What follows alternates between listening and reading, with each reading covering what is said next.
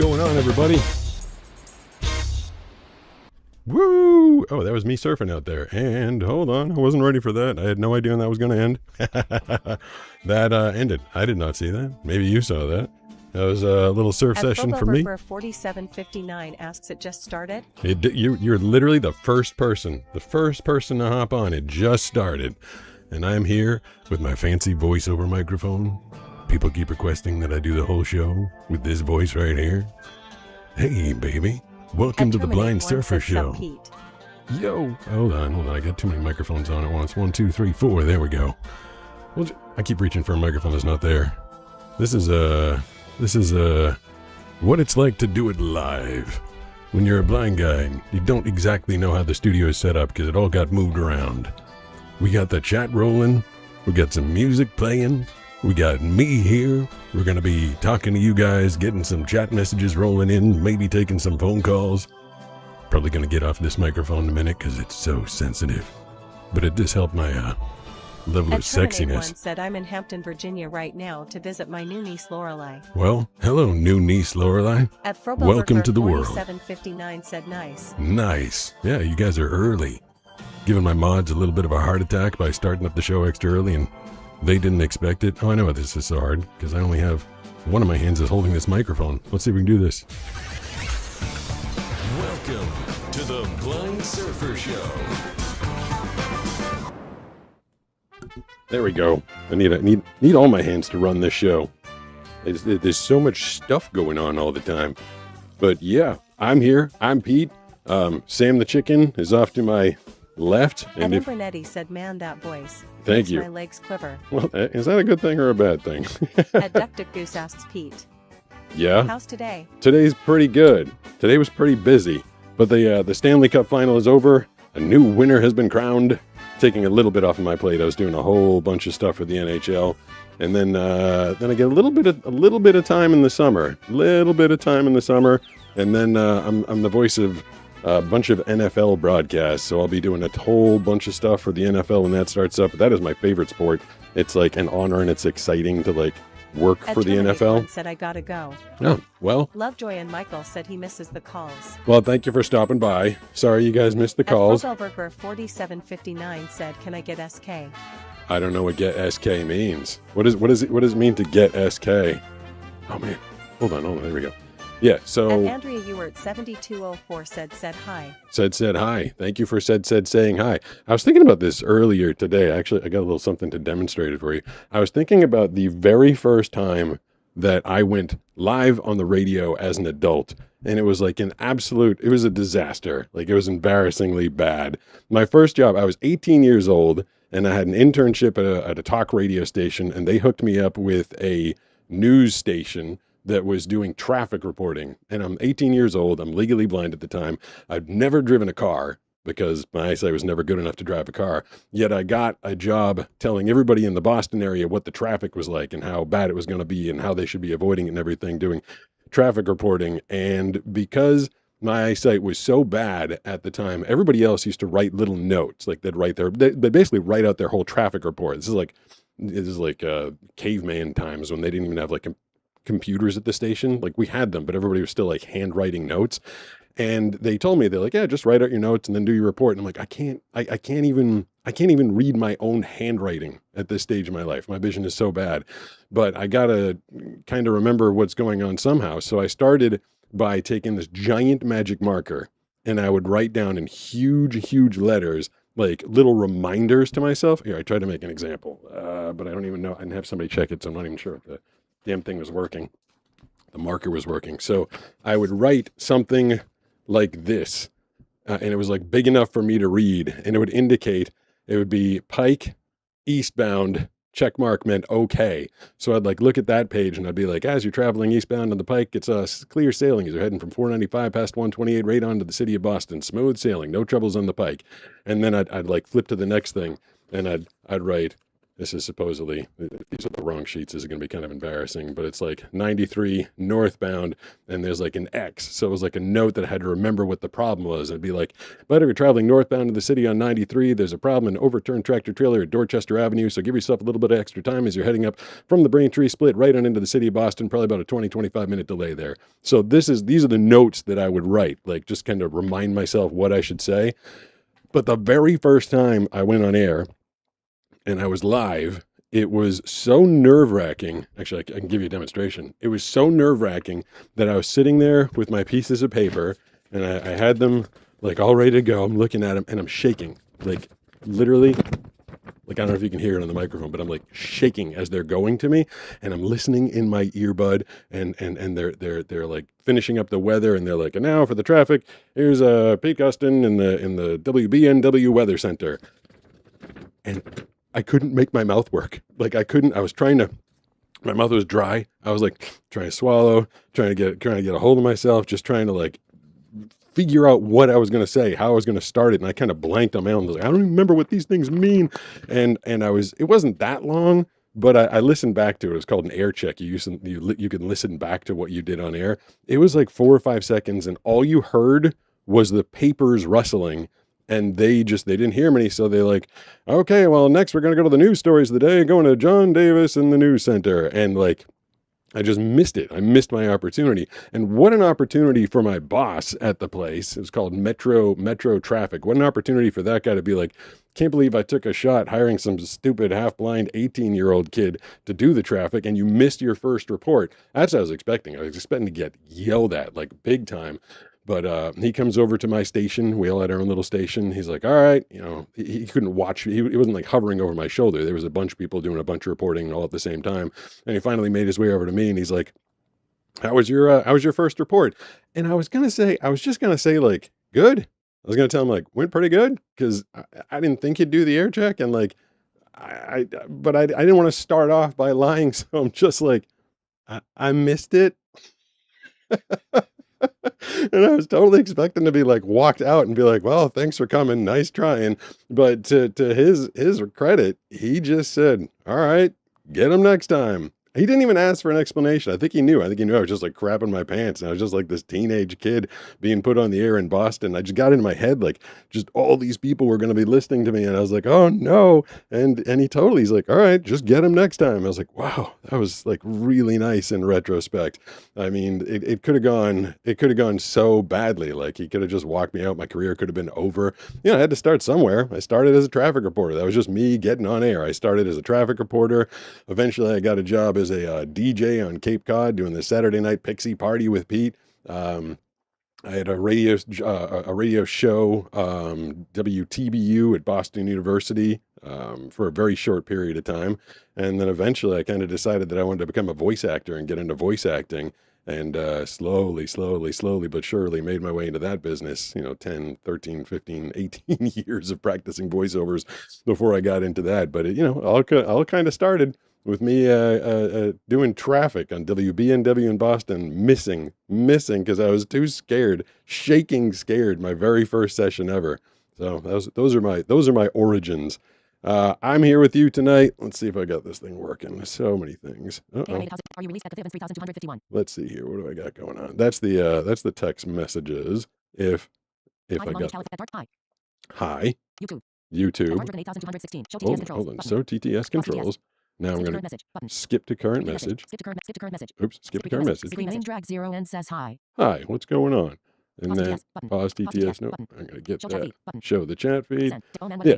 So if you guys want to send any messages in, they can get right on that little thing right there. I think I started the show a few minutes before my mods showed up. I was trying to start it even earlier, but of course, technical issues always abound around here. It took me an extra like 10, 15 minutes just to get everything up and running. Wrangler 4963 says moo to you. Moo to me. Why am I getting a moo? I mean, if you're trying to, what is it? The chicken makes a different noise than a moo. He goes, let's see. Ready? That is different than a moo. That is not a moo noise. That is a. Sarah Iles says mods are overrated. Mods are. Angel 3 Fry says Pete the tech expert. I know. At this point, I feel like 411 says what software do you use to have all the comments in one feed? So that is, you should see it up on the screen right now. Hold on, let me address all of those. Mods are definitely not overrated. I've had some issues before with the chat getting a little bit out of control, and it's also nice that I have mods that can like answer the repeating questions for me and handle the trolls and stuff like that.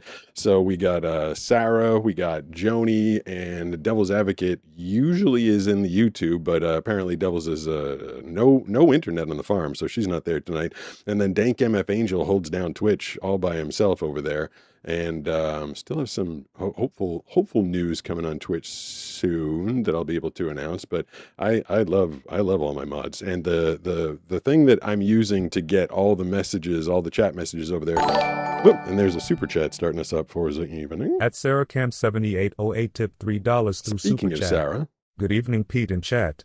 good evening, Pete and chat. Sarah, appreciate the super chat there. That's how that works. If you do $3 or more, it'll play instantaneously right away. Interrupt me, and then Gregory, the text over or the voiceover text guy, will just start talking. It's $3 or more for YouTube. It's 200 bits on Twitch to get the same result. That'll start yapping at you. And the software that I'm using to aggregate all of the messages from all the platforms I'm on is called Caster Labs. You can't get this one, the one that I'm showing you, the mobile version. The person that runs Caster Labs made it just for me because I told them that it was not possible for me to do the desktop one. 7204 says good evening. Good evening. Sarahcam 7808 says good evening everyone. Good evening, everyone. Kalakula 2 says bigger loser. Well, that's not nice. Who's a bigger loser? Starting off with some kind words right there. Sarahcam 7808 says a bit busy tonight, so we'll be in and out. In and out. That's good. Sarah Wild says you need to come to the UK and surf the Severn Boar. The Huxley 14 says UK hi. is I've never surfed outside of the United States before. UK is I heard some news. Well, I heard some news. I told people the news today because I was reading the promos that the UK, or at least England, I guess it's England, passed a rule saying that kids under the age of 16 will not be able to go on social media starting next year. I just heard about that. And you'd think as a social media person, like maybe I should be like, no, I need all those young fans. But I don't know. I don't know if it's like, I don't know if people care. I mean, I feel like that might be coming to the United States soon. I feel like it's happening in Canada. I think it's happening either Austria or Australia. There's like a bunch of places where they're going to be banning kids under the age of 16 from going online. And I don't know. I feel like social media. I'm kind of glad that I grew up when there was no social media. I don't. And out here in California, there are so many parents that are like giving their kids a head start by starting up social media accounts from. There's so many like little kids, like 9, 10, 11, 12-year-old little surfer kids that have their own channel and pretty good followings on them. But to me, it's crazy because like it's such a hit or miss business, if you want to call it a business, but it's a hit or miss thing where like, if you got a little kid and they're like, got a really popular surf channel and things are going really well, then you can show them like, hey, 100,000 people checked out your surf video yesterday. That's cool. But then if the kid starts to like get used to it and starts to expect it, and then inevitably the numbers are going to go down. Like you don't always like, I mean, I've experienced it. It's just ebbs and flows and ebbs and flows. And let me see what's going on here. Super chat. At FroBeverGra4759 tip $10 through super chat. Thank you. Very generous. Can I get some advice? I try to summarize. Okay. Chatting with my GF yesterday. We were talking about us. She's an independent woman, single mom. We've been together for 2 years. Oh man, see, I think you're gonna have to put the rest of it when you do a super chat or when you do a Twitch thing. You can't. Sarhina says mods. You can't do something super long. Says red heart. So here's more of it. Okay. At FroBeverGra4759 tip $10 through super chat. Whoa, that's a lot. Via text, I said I know you are able to do it, but if we get married, I will contribute. I'll cook, pay bills, but she took offense, saying that she feels that I've been doing her a favor. Oh geez, I missed the. So I feel like I missed the middle of that. Let me see if the rest of it. Huxley 14 says hi again. Hi again. Hold on. Mamajo 411 says the idea getting kids off social media is nice, but how they are enforcing is a major privacy concern. At Lenny Oh, Nelson High Five Sai says, could you do the Optimus Prime voice? no. So At that XX was Cross 1995 XX says never caught your live before. well. Love your Thank you. videos. Thank you for hopping in tonight. I Sunrose 8 appreciate says it. he IP'd. Hiya. I think I'm going to try and answer from what I'm gathering right there. And geez, guys, I feel like I need to fill in some of the blanks. Never caught your live before. Love your videos. Hold on. Let me see. Oops, At Lenny Nelson High Five Sai. At Lenny Nelson High Five Sai. At Lenny Nelson High Five Sai. Pugsley 14 says okay. Okay. Moncologist says hi. Hi. They just says hi. It just says hi. Angel 420 says hey everyone. I think if I can, At Reamer 4978 says love you sweet Sarah. what up, Ruby? If I can take a guess as to what's going on right there, it sounds like someone, possibly blind or with a disability, getting into a relationship with someone that's not. And I've done a couple of videos about this before. It is, there's this sense of when you're I'll talk about it from my perspective. Whenever I was in a relationship with another girl, I never dated a girl that had any visual disabilities or disabilities whatsoever. So I was always the disabled one in the relationship. And I felt like I needed to bring extra things to the table.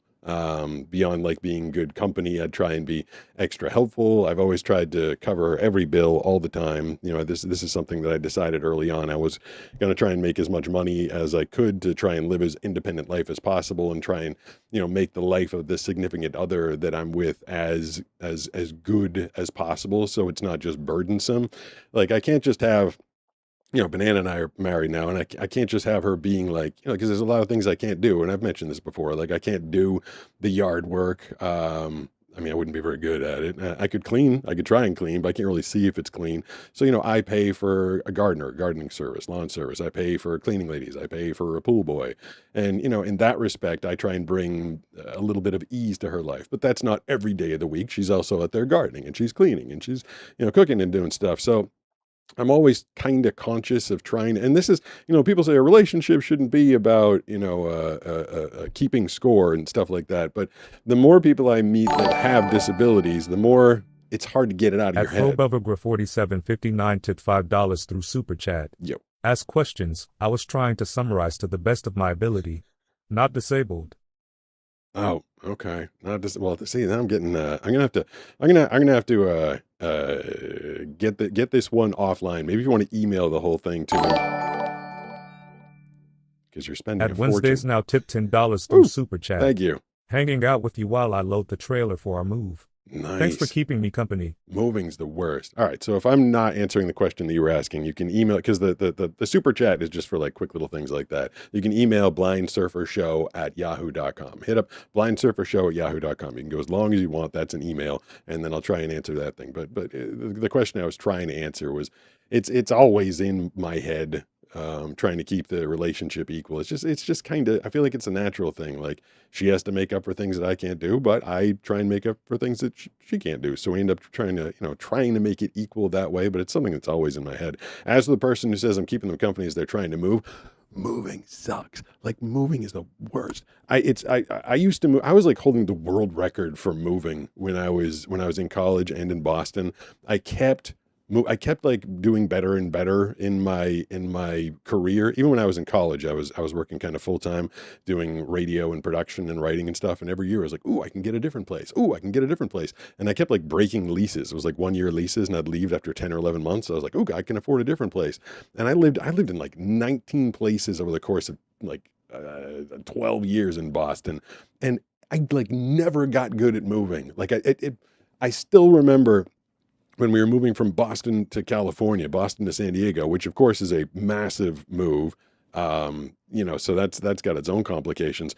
But I started so far ahead of time. I started putting stuff in boxes like 6 weeks before the move, and I was casually like just putting, I'll put this in the box, I'll put that in the box, and I'm gonna turn up my notifications, so if I do get that whole message coming through from that very generous super chatter, I can listen to it and answer it. But it came down to the night before the move, and all of a sudden you start going through your closets and you start like, opening drawers, and you start walking around finding other things and other things. You're like, oh my God, I didn't even, you get all the big stuff done, but there's like still just boxes and boxes and boxes. I stayed up the whole night before the move into the next day. The movers were arriving. I was still throwing stuff in boxes. Moving is the worst. I don't envy you. So I'm keeping you company during your move. Hopefully you're more efficient at it than I am, and you get it done. Maybe if you get it done during the show, that'd be pretty impressive. For me, it took me 6 weeks and a couple of overnights to get it all done. When we moved out here, the move to San Diego was so bad and so difficult, and nothing went right. We got out here, my studio wasn't done. I didn't even, I was not supposed to take time off for the move. I got on a plane on a Friday with Banana and Superdog, and I told all my clients that I'd be able to start voicing stuff on Monday. I was supposed to be able to start voicing stuff on Monday, but my studio wasn't built. It wasn't done. Wasn't even close. And what I was doing was I was in the next room over from here, and I was in a closet. I didn't even have my soundproofing material. That hadn't arrived yet. I was just throwing construction material like cardboard and some just random crap over me. So I was kind of trying to create a soundproof barrier, and I'd sit in the closet all day with a portable microphone, recording into my iPhone and doing voiceovers. And it was super hot because the other thing that was screwed up was that the HVAC in the house had been wired backwards. So the heat was the hot and the hot was the cold, and no matter what you did, you couldn't get it right. And it was always hot in here. So it was like 90 degrees. I'm in a closet by myself, hiding beneath construction material, trying to do voiceovers. And like basically nothing, none of our furniture had arrived. They said it would take 8 to 10 days, and it took 12 days. And I remember one night just laying in the master bedroom on the floor. Banana was there, Superdog was there. And I remember thinking, like, if I could just wave a magic wand, if I could like snap my fingers, I would go back. Like, I was so excited to move from Boston to San Diego. I just was super excited to get out here. It was a big, exciting move, a new life event and stuff. But on like night 5 of spending 12 to 14 or 16 hours a day in the closet beneath cardboard construction material, because it was taking me forever to do my reads. Like, if I got like a real studio and a real booth, like I'm actually pretty fast and I can do it all pretty quickly. But when you're stuck underneath a bunch of cardboard, and I'm trying to work on like a little iPhone using text to speech, it was taking forever. I basically finished every day kind of in tears. And it wasn't until the second week that I finally got to get out of the house, and Banana and I walked down to the beach, and we put our toes in the ocean. I was like, okay, all right, I think we can do. I think I can make this work. But it was the worst move in history. Hopefully yours is going better. Blindsurfershow@yahoo.com if you want to send me an email, by the way, if we're going to try and address that whole long text to speech thing, or the super chat thing that I did not get. I do have the chats rolling over here on this screen, hopefully. Love your videos. I'm so sorry you have Angel 3 Fry says I think can. I think I can. I think I can. I think I can. I think I can. That's maybe related to the move. I mean, if you can, good for you. Oh, I cut myself off mid thought before, because I was talking about social media and like, because Magoo says, hey Pete, Yo. Not sure I have ever heard this question, but do you cook at all? If so, do you have a favorite dish to make? Oh God, a favorite dish to Sunrose 8 make. says the only things more stressful than moving according to science is losing a loved one and divorce. Really? Is that true? 5238 says, and then you realize I'm in San Diego. Yeah, I mean, that was the good thing. Says, do you get to see your family often since you don't travel often to the east? No, I haven't been back to the east.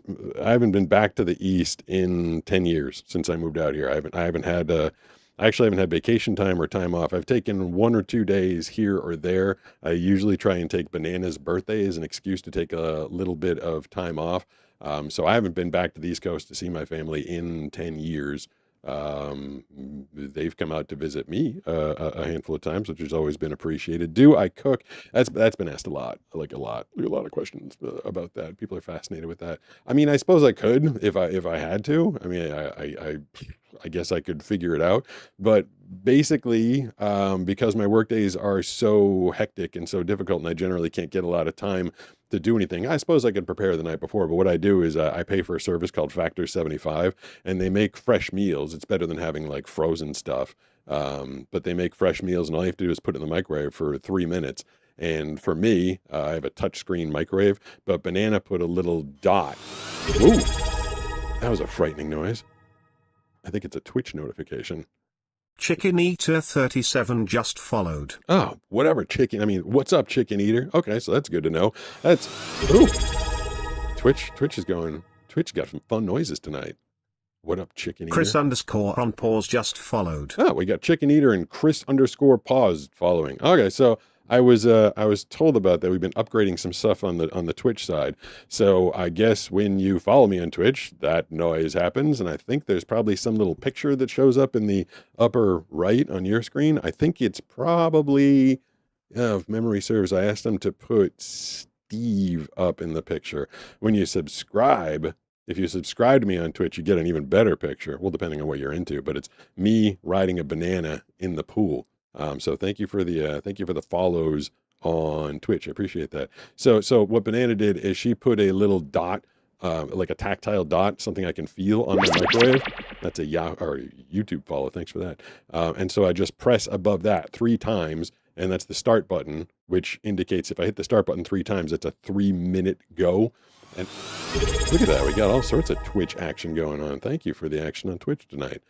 Appreciate it. Bamajo 411 just followed. Bamajo 411 just followed. So if you follow me on Twitch, if you want to follow me on Twitch, you can get your name mentioned by the fancy robot guy. And then you make me very excited as I'm continuing to try and grow Twitch because they've been very nice to me and supportive, as you can tell by all these cool new notifications that they helped me set up.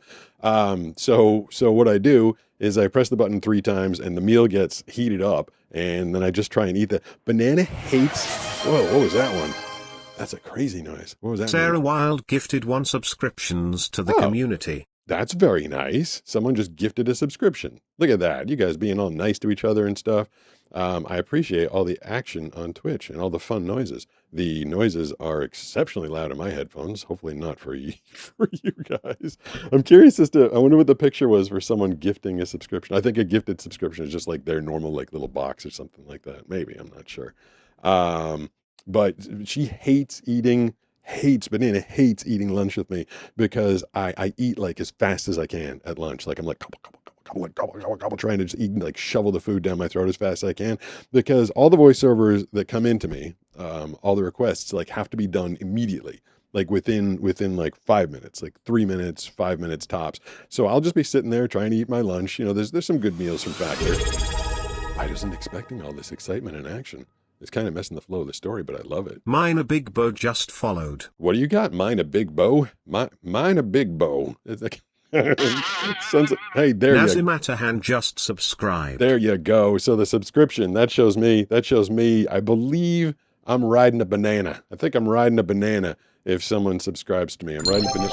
Ooh, that's Hype train started. All right, so we got a hype train started, which I still don't exactly understand, but I believe the more you guys do on Twitch right now, if you do subscriptions, if you send some bits, if you do some follows, the hype train gets like more and more hyped up and excited, and then Twitch likes you more and gives you some rewards and gives me some rewards. So if you ever wanted to do anything on Twitch, you should do it right now while the hype train is going.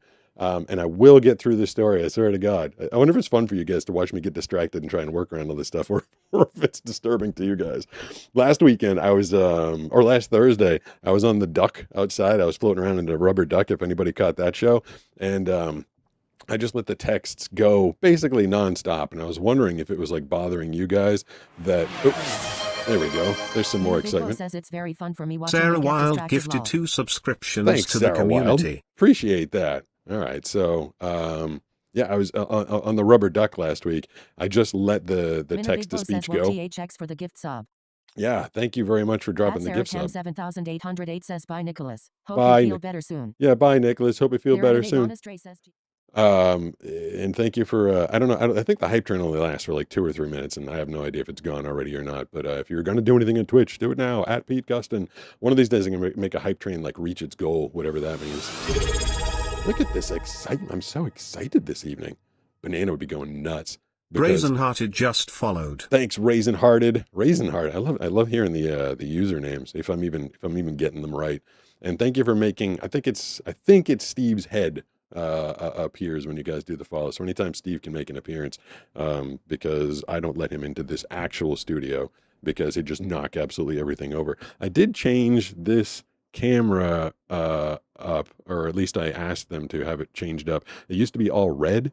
I guess like there was really strong red tones, and now it's not red, but maybe it's still a little overexposed. Whatever. That's the side view. This one I'm told looks really good, and I am going to get through the story. I swear to God. So I have like 3 to 5 minutes to get a voiceover. Not like responding to the voiceover, but 3 to 5 minutes to get it done. Like I have to have the voiceover read, completed, back to the company that was requesting it. So when I get a request for voiceover, if I'm sitting there eating my lunch, like usually like what the hell did I have today? Like Gouda chicken with green beans, which is like friggin' healthy and whatever, but it was decent. I'm sitting there and I'm like taking a bite, and all of a sudden it's like voiceover request from one of my clients. I literally have to take the food, shove it in the microwave, because if I don't shove it in the microwave, then Steve or even Skylar, little 9.5-pound dog, is going to hop up on the counter and steal it from me, which I have had happen. Like the little one sometimes just jumps up on the counter. She's like, gobble, gobble, gobble, gobble, gobble. Like she eats my whole damn meal sometimes.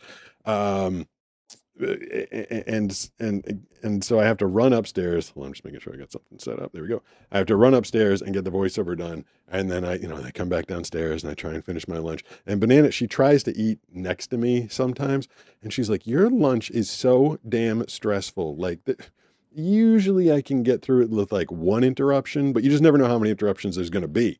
Like it could be 2, it could be 4, it could be 5 interruptions before I actually get to finish my meal. So I'm sitting there trying to eat like as fast as I can. And then, running up and running down. She's like, I can't even watch you do this. So this is a long answer to the question, do I cook? And what is my favorite thing to cook? I never got into cooking. To me, cooking it's like a time equation. Like I don't want to spend more time cooking something than I will eating it. And I never really enjoyed it. Plus, as my vision was fading, I was just never really good at, a lot of people are like, oh, you just eyeball it. You see how brown the meat is, or you can see if it's getting cooked well. And I'm like, well, I can't. And then I'm working around flames and stuff and hot stoves. So I do not do cooking.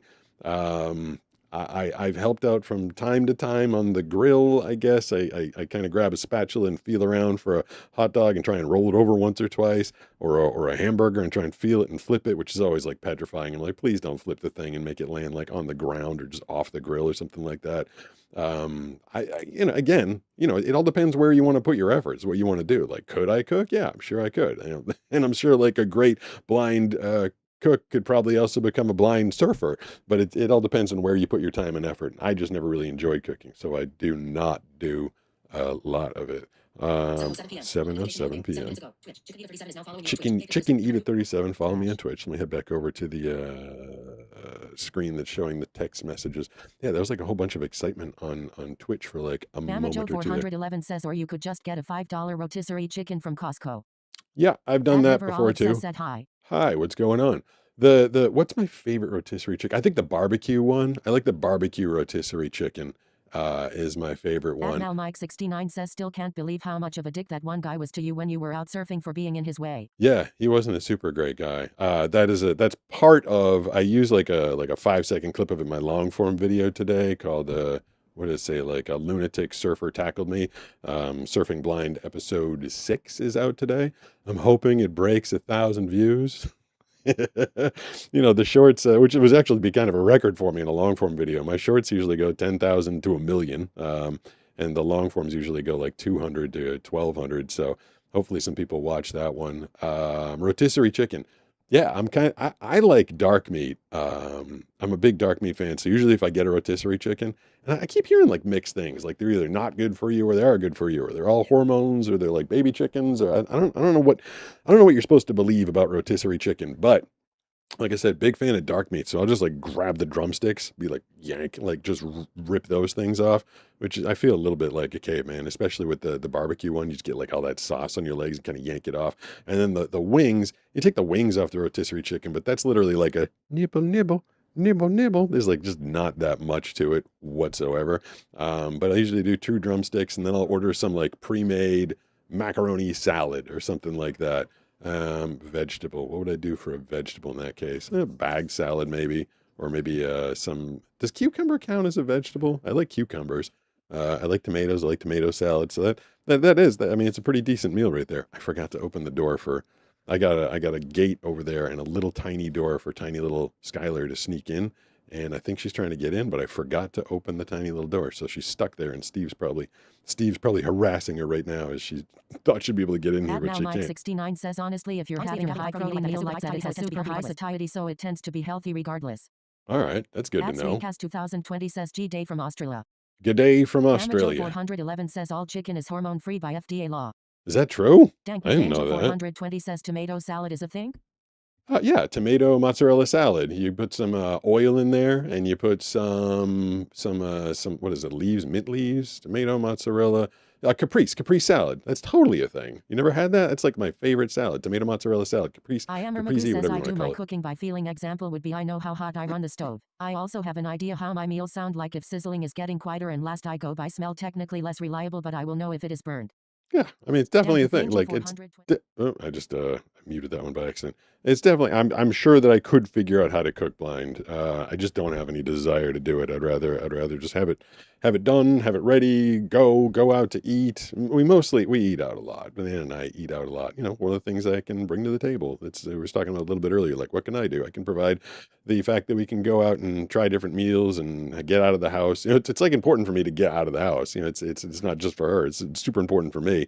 Like I'm sitting in that booth all day, every day, 10, 12 hours a day. And then like, yeah, I'd like to get out. I want to get out of here and we'll just go.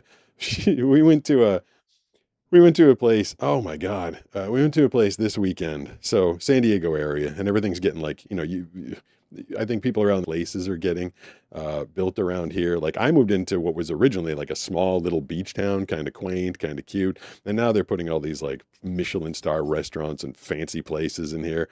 And Banana and I decided to try out a restaurant in a fancy hotel down the street. Forget the name of it.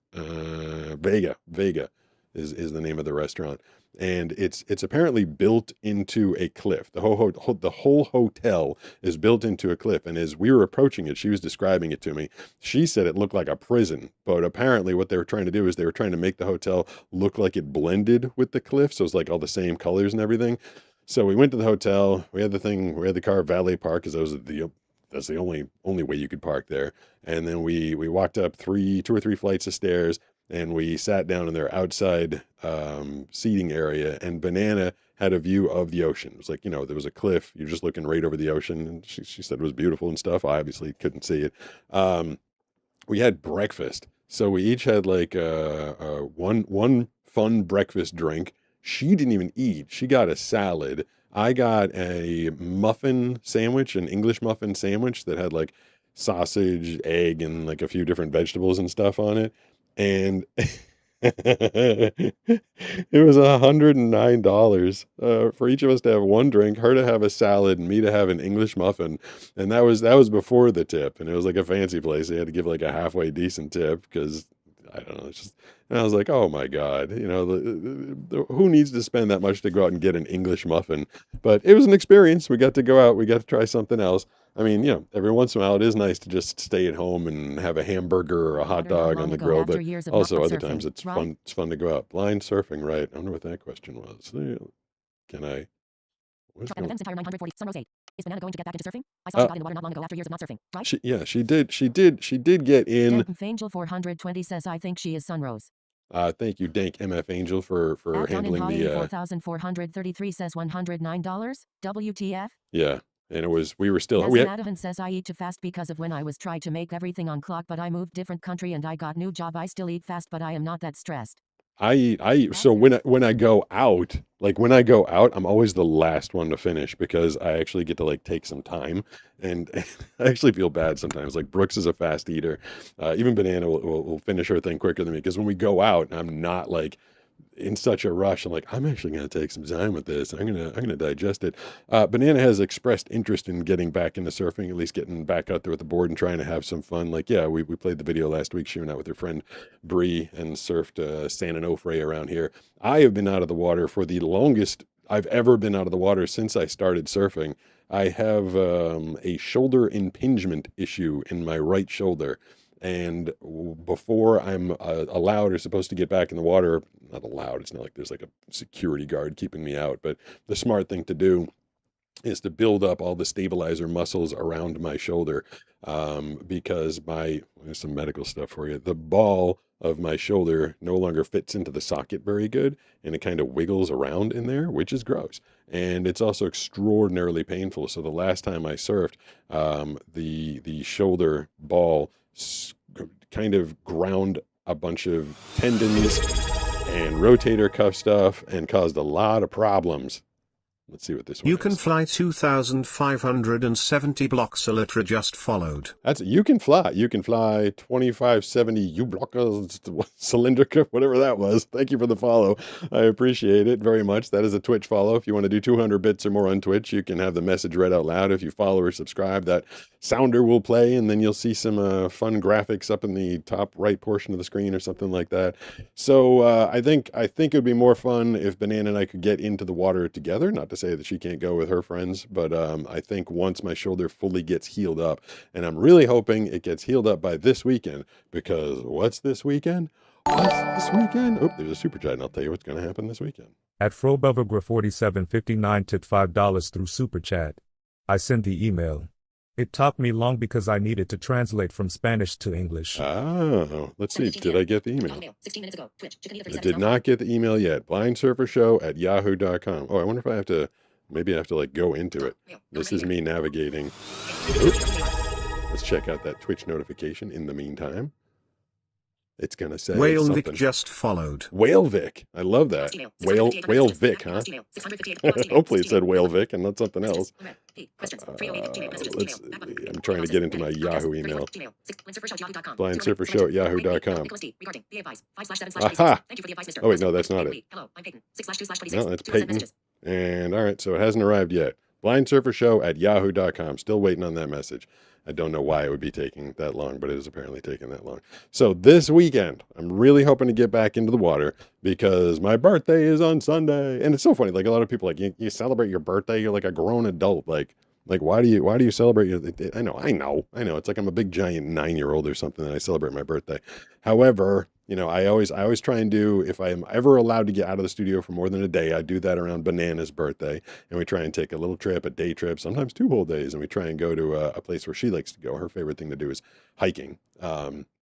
So we try and do some little hiking adventure. We've been to Yosemite, we've been to Idlewild, and I try and take some time around her birthday. But for my birthday, what I like to do every year is I like to try and get my friends together and have a birthday surf. So hopefully people will be able to show up, and hopefully my stupid right shoulder will work and I'll be able to go out and surf with people this weekend. But we always do a big pool party at my house, and we eat my favorite thing in the whole wide world. Banana was actually ordering the catering today. We do ribs. I get 2 different kinds of ribs, like baby back, and then some dry rub one as well. And then she usually orders barbecue chicken, which other people seem to like. Like, I'm okay with barbecue chicken. I could kind of take it or leave it. Mostly I just like ribs. For my birthday, I could literally just sit around and eat ribs all day. So surf in the morning, have all my friends come over and hang out with me, but I don't take the day off from work, which isn't usually a big deal, especially if it's on a weekend. And this year, my birthday is on a weekend. But I remember last year, it was like pretty late into the day. We'd been having quite a bit of fun. And I'm always wearing an Apple Watch that will notify me when I'm getting a voiceover request. And I was in the pool and I felt the watch vibrating. And I had to go, like, there was water in the speaker, so I couldn't hear what the heck I was saying. But I had to go over to my actual phone and listen to it. And one of my clients is like, there's some breaking news. We need you to read it. And I'm like, okay. So I like dragged myself upstairs. I was like soaking wet from the pool. And I read some like really serious news. I think it was like some war had broken out, I think, or something rather serious. And then I went back down to the pool and hopped in, and I, had a birthday beverage, lemonade that I was drinking. And they're like, hey, more news about the war. We need you to go upstairs. I got out of the pool like 4 different times. Like every time I got out, everyone was like, yay, like kind of mock cheering me to go up into my studio and read copy for some national news organizations to help do promos for the impending war. And, I was sitting there just like in the pool with my friends trying to do my birthday. So hoping it'll be a little quieter, a little more relaxing this weekend. I keep wondering whether or not I'm going to do a live show on my birthday or not. Sometimes I like to just enjoy my time off, and sometimes I like to spend it with you guys. So, I think my microphone is about to fall over. What did I just do? Do you support the LGBTQ plus community?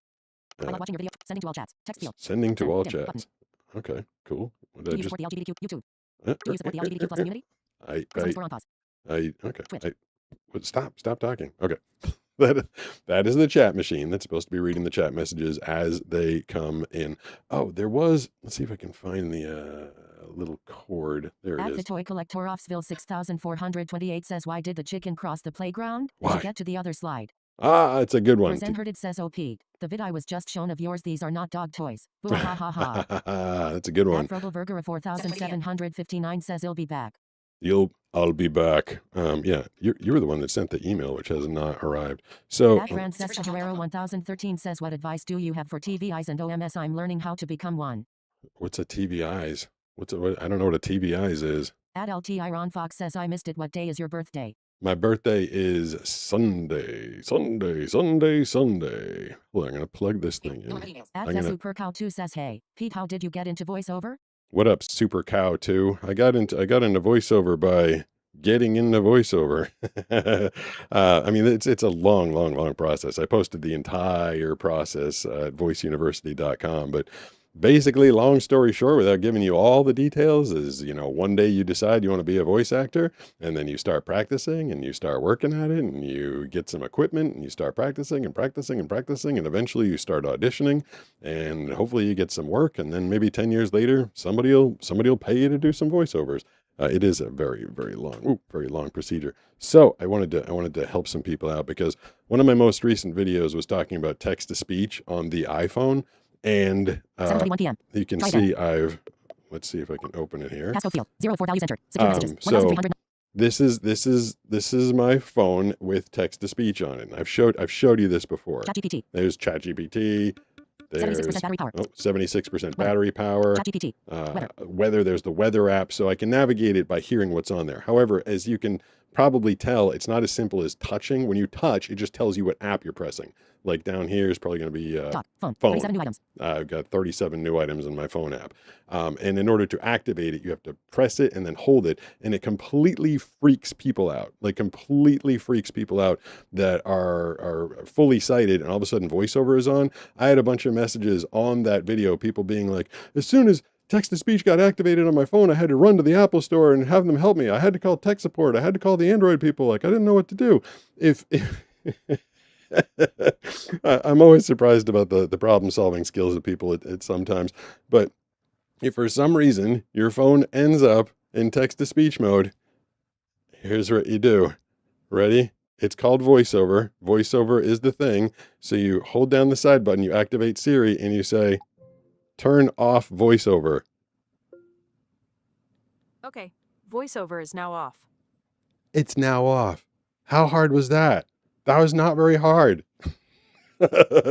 All the people are like, oh my God, I can't use my phone anymore. This voiceover feature is on. There's other ways to do things on your phone. I guess maybe I'm more in tune with that than other people because I have to use my phone differently. I do use text to speech and all the other accessibility options and stuff like that. But you can always talk to Siri. And then if you want to turn it back on, this is another one. Someone messaged me today. They're like, what a useless feature. How could you possibly use that if you can't see it to turn it on? And I'm like, why would they create a feature that you needed a sighted person to help you turn it on? Like, obviously they thought of that. If it's a feature that helps blind and low vision people navigate their phone, they're going to have a way for blind and low vision people to turn it on. So along with just saying, turn it on, you can triple tap the power button. 1, 2, 3. Oop, did I do it fast enough? 1, 2, 3. VoiceOver off. Oh, it was on. There we go. Triple tapped it, and yeah, it's on. And now it's on. So you can triple tap the side button. Audible. There's Audible. There's my Audible app. And then here's a fun one. How I say that blind people really have no privacy ever because all of our messages get read out loud. Like I'd be the worst secret keeper. I'd be like the worst cheater. Like, 'cause all my messages would just come through and everybody around me gets to hear what they say. They did create this one feature for privacy. So take 3 fingers when you're in voiceover mode. This is like tricky. People are like, I can't figure it out. Take 3 fingers and tap your screen 4 times. Screen curtain on. Screen curtain on. Now it looks like my phone is off, right? But weather. That's the weather app. I can tap on it and I can tell you the weather in my town. It is Carlsbad, 67 degrees Fahrenheit. Mostly 67 sunny. High, 73 degrees. Fahrenheit. Low, 61 degrees Fahrenheit. Heading. See, and it looks like I'm not doing anything. I could just be sitting there. I could have like an earpiece in, and I could be tapping around on my phone. Like, oh, let's see what the weather for my Hourly birthday forecast. is. Cloudy conditions. Now, mostly Let's sunny. see. 8 p.m. Sunset. Hourly. Hold 10-day on. forecast. 10 10-day day forecast. forecast. 10-day forecast. Day. Mostly cloudy. High. Wednesday. Partly cloud. Thursday. Friday. Saturday. Mostly clear. High of 72. Low of 59. 72 on the day before my birthday. Sunday. Mostly clear. High of 72. Low of 59. High of 72, low of 59 on my birthday. And see, it doesn't even look like I'm doing anything. It looks like my phone is off. That is some sneaky privacy stuff right there. So then I want to get the screen curtain off, 3-finger quadruple tap. Monday. Mostly clear. Hot screen curtain off. And it's off. And now you can see it again. Isn't that amazing? That's so if you ever get yourself, if you're a sighted person and you ever get yourself stuck in voiceover mode, don't panic, don't pee your pants, don't run down to the Apple store. Just say, hey Siri, turn voiceover off. And that'll do the trick for you. You'll be saved. Oh. Okay, I turned voiceover off. See, easy as that. Just listen to me at all times. It's now off. I wanted to help out some of my my sighted friends there because a lot of people freaked out about that whole feature. They couldn't figure out how to get it off of their phone once they got it on. I mean, it definitely changes the whole way that your phone works. So I can see why they might freak out a little bit. Oh, you know what? I wanted to what did I keep? There's so many things here. Uh-oh. Hey, Sarah. How you There doing we today, Pete? 67 degrees Fahrenheit. Oh, You're it's still still. at $64,000. Ryan's Gossip. How you doing today, Pete? I'm doing good. Let's see what's going on here. Bear with me. There's a lot of At Ryan's technology Gossip at going on. 105. YouTube. And now, Mike, there's still that $164,000 question about when you watch YouTube. Oh, what was At the Ryan's one? Gossip at 105. What was the $64,000 question? How you doing today, Pete? I'm doing good, but what was the Twitch. $64,000 question? That one's I am from Raghu. Twitch. I am I Raghu. like to turn the screen curtain on when I use voiceover. It saves power with the screen off. YouTube. Oh, yeah. I mean, I'm not like super concerned about saving power on my phone, but I guess that is one of the features of it. It does save some power. What was the damn I am $64,000 Magoo question? says, I know you like your sharp things. Would I be allowed to send you a sword for blind guy unboxing? Oh man, I mean, if you were to send me a sword, I'd be psyched about that. I might retire my my knife, my knife / letter opener if you were to send me a Sheeble sword. says, hi, Pete. Big love. Hey, hola. I mean, Sarah how? Wild says, so what you are saying is I shouldn't put screen curtain on my friends' phones for fun? Oh, that would be kind of a Sunrise8 says fun he's going trick. to be disappointed when he finds out what the $60,000 question is. Oh well, then okay, I'll stop At looking Sarah for it, I Cam guess. 7808 says, how's the channel doing, LT? But yeah, if I were to get a sword in the mail, I would definitely be opening up lots of boxes with swords. I might have to do it like out here. At least out here, I got a little more. See if I show you this view. See, I got a little bit of room to roam out here, but I don't have nearly as much room inside my booth. The video I posted, what was it, this Saturday with the spring-loaded tunnel, like that was more space than I could fit in the room. 4759 says the Gmail one was returned. Well, there was no Gmail. I said send it to blindsurfershow@yahoo.com. Montana 9352 says, I love your videos. Thank I you, I use voiceover appreciate that. myself. Are you Nice. excited about the new Siri features? I don't know what the new At Siri Sean features Savage are. Teaching says that is the most annoying voice ever. Do you get used to it? Yeah. Angel I mean, it's pretty 420 annoying. says check state laws for the sword.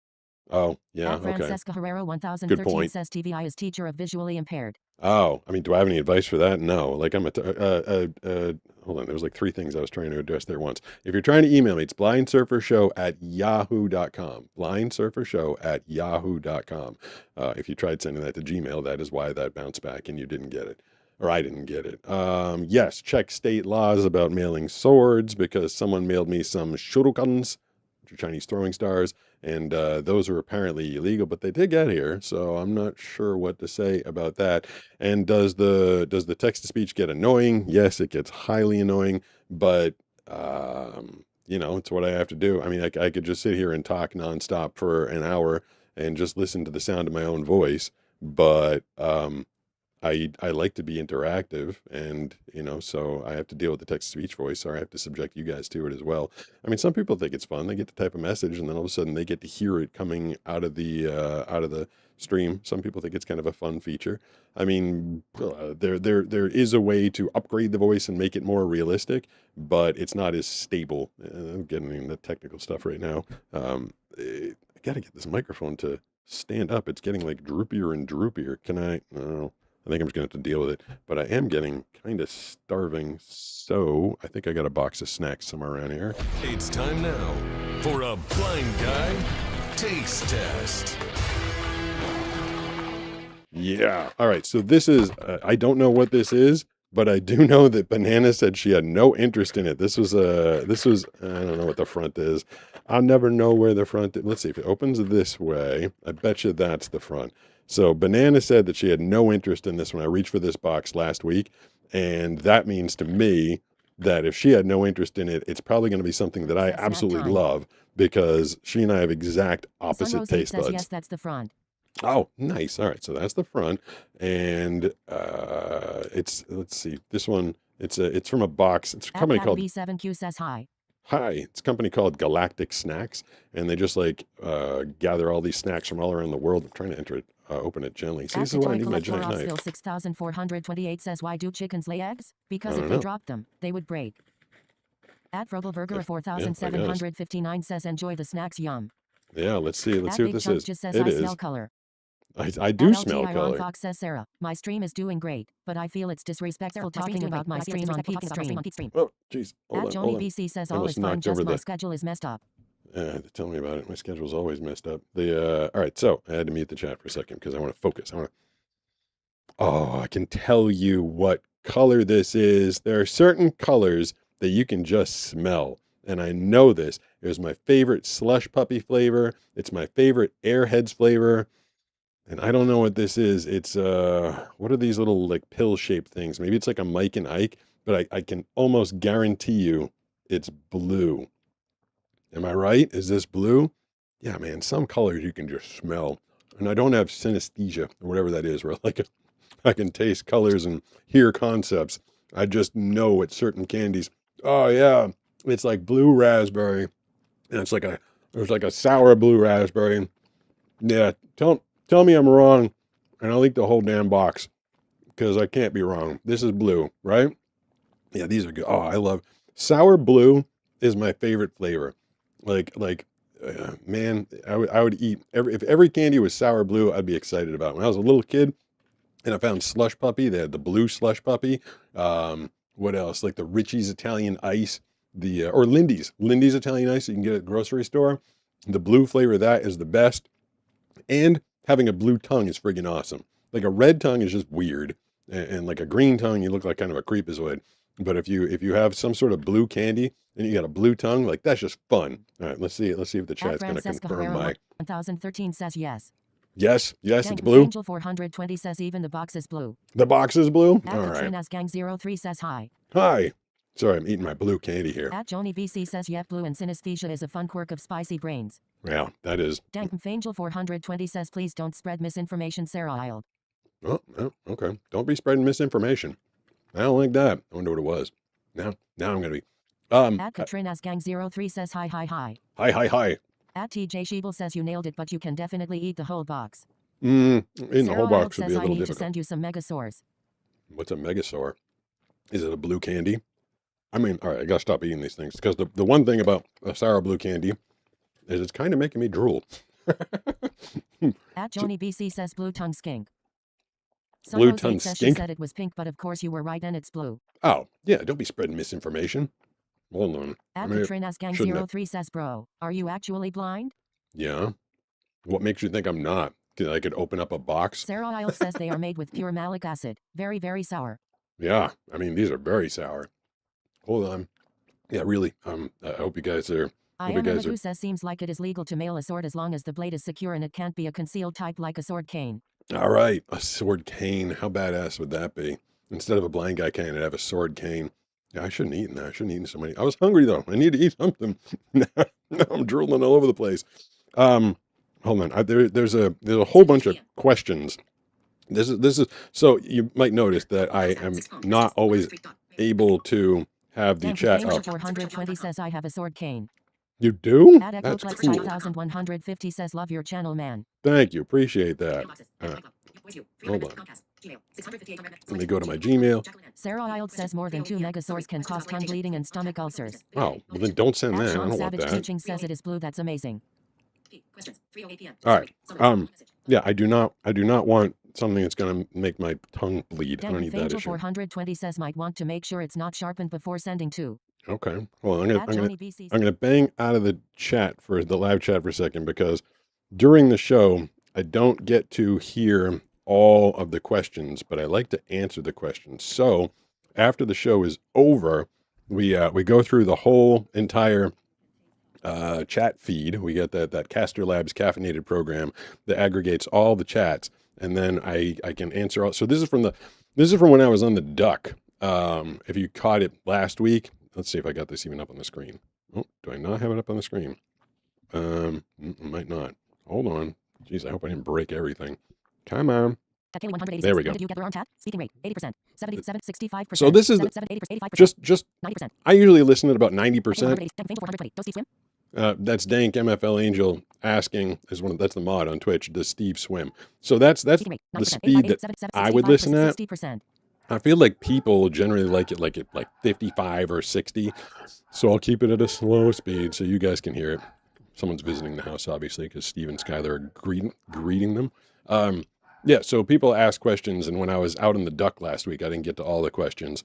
I wonder if I should do that again, go out in the Duck. That was kind of fun, like sitting out there at night, just hanging around on the Duck in the pool.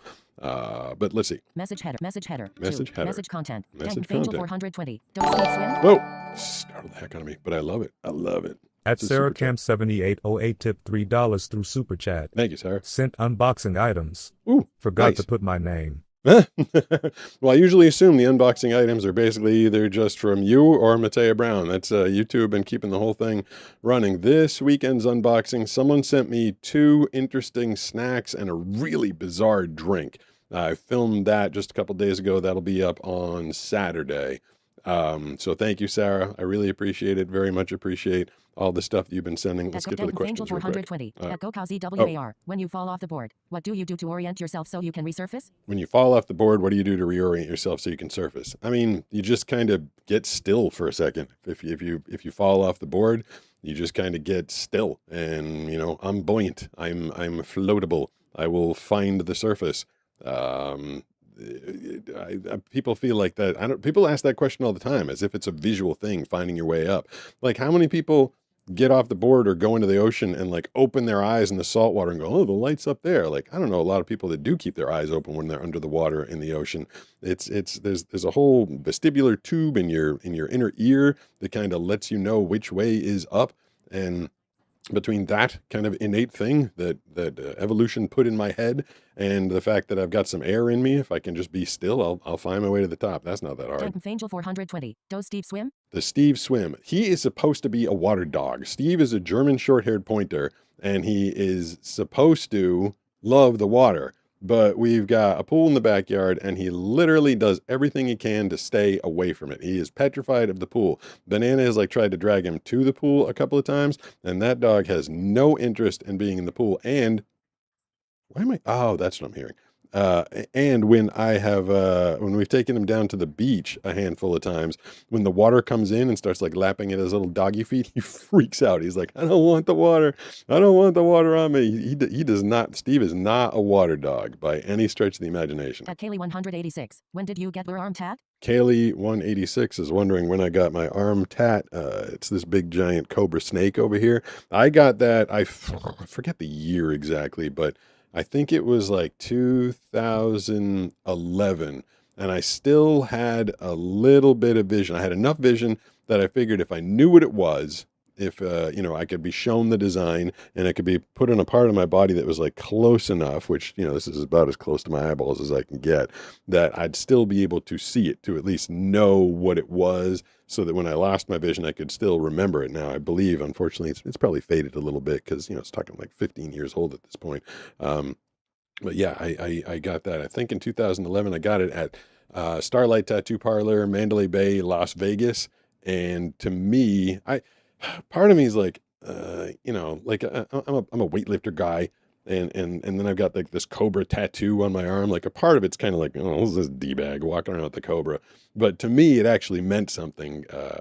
Cobras and all snakes are notorious for having bad vision. We just have a really bad vision, but nobody ever looks at a snake and looks down at it because it's got crappy vision, because it's got a lot of things that makes up for it. Evolution helped the snake find a way to be a dangerous creature and to still exist and hunt and be a force out there in nature. And me, I had to find a way to exist in this sighted world and still make my own way, even though I had crappy vision. So to me, they did it through evolution. I did it through hard work, but it meant a little something to me. So if you ever see me walking around shirtless by the beach with my big cobra tattoo hanging out, don't think I'm being too much of a D-bag with it. To me, it really meant a lot. At Chuathan to 9,000. How has the voiceover business been treating you lately? Voiceover business has been going really well lately. I got another. I'm always doing tons and tons of uh, like local radio and I've got a lot of stations on retainer that I work for. I just got through the Stanley Cup final doing all that for Sports USA. A few weeks ago, or a couple weeks ago, you guys probably saw that I did the Jeep commercial with Captain America celebrating America 250.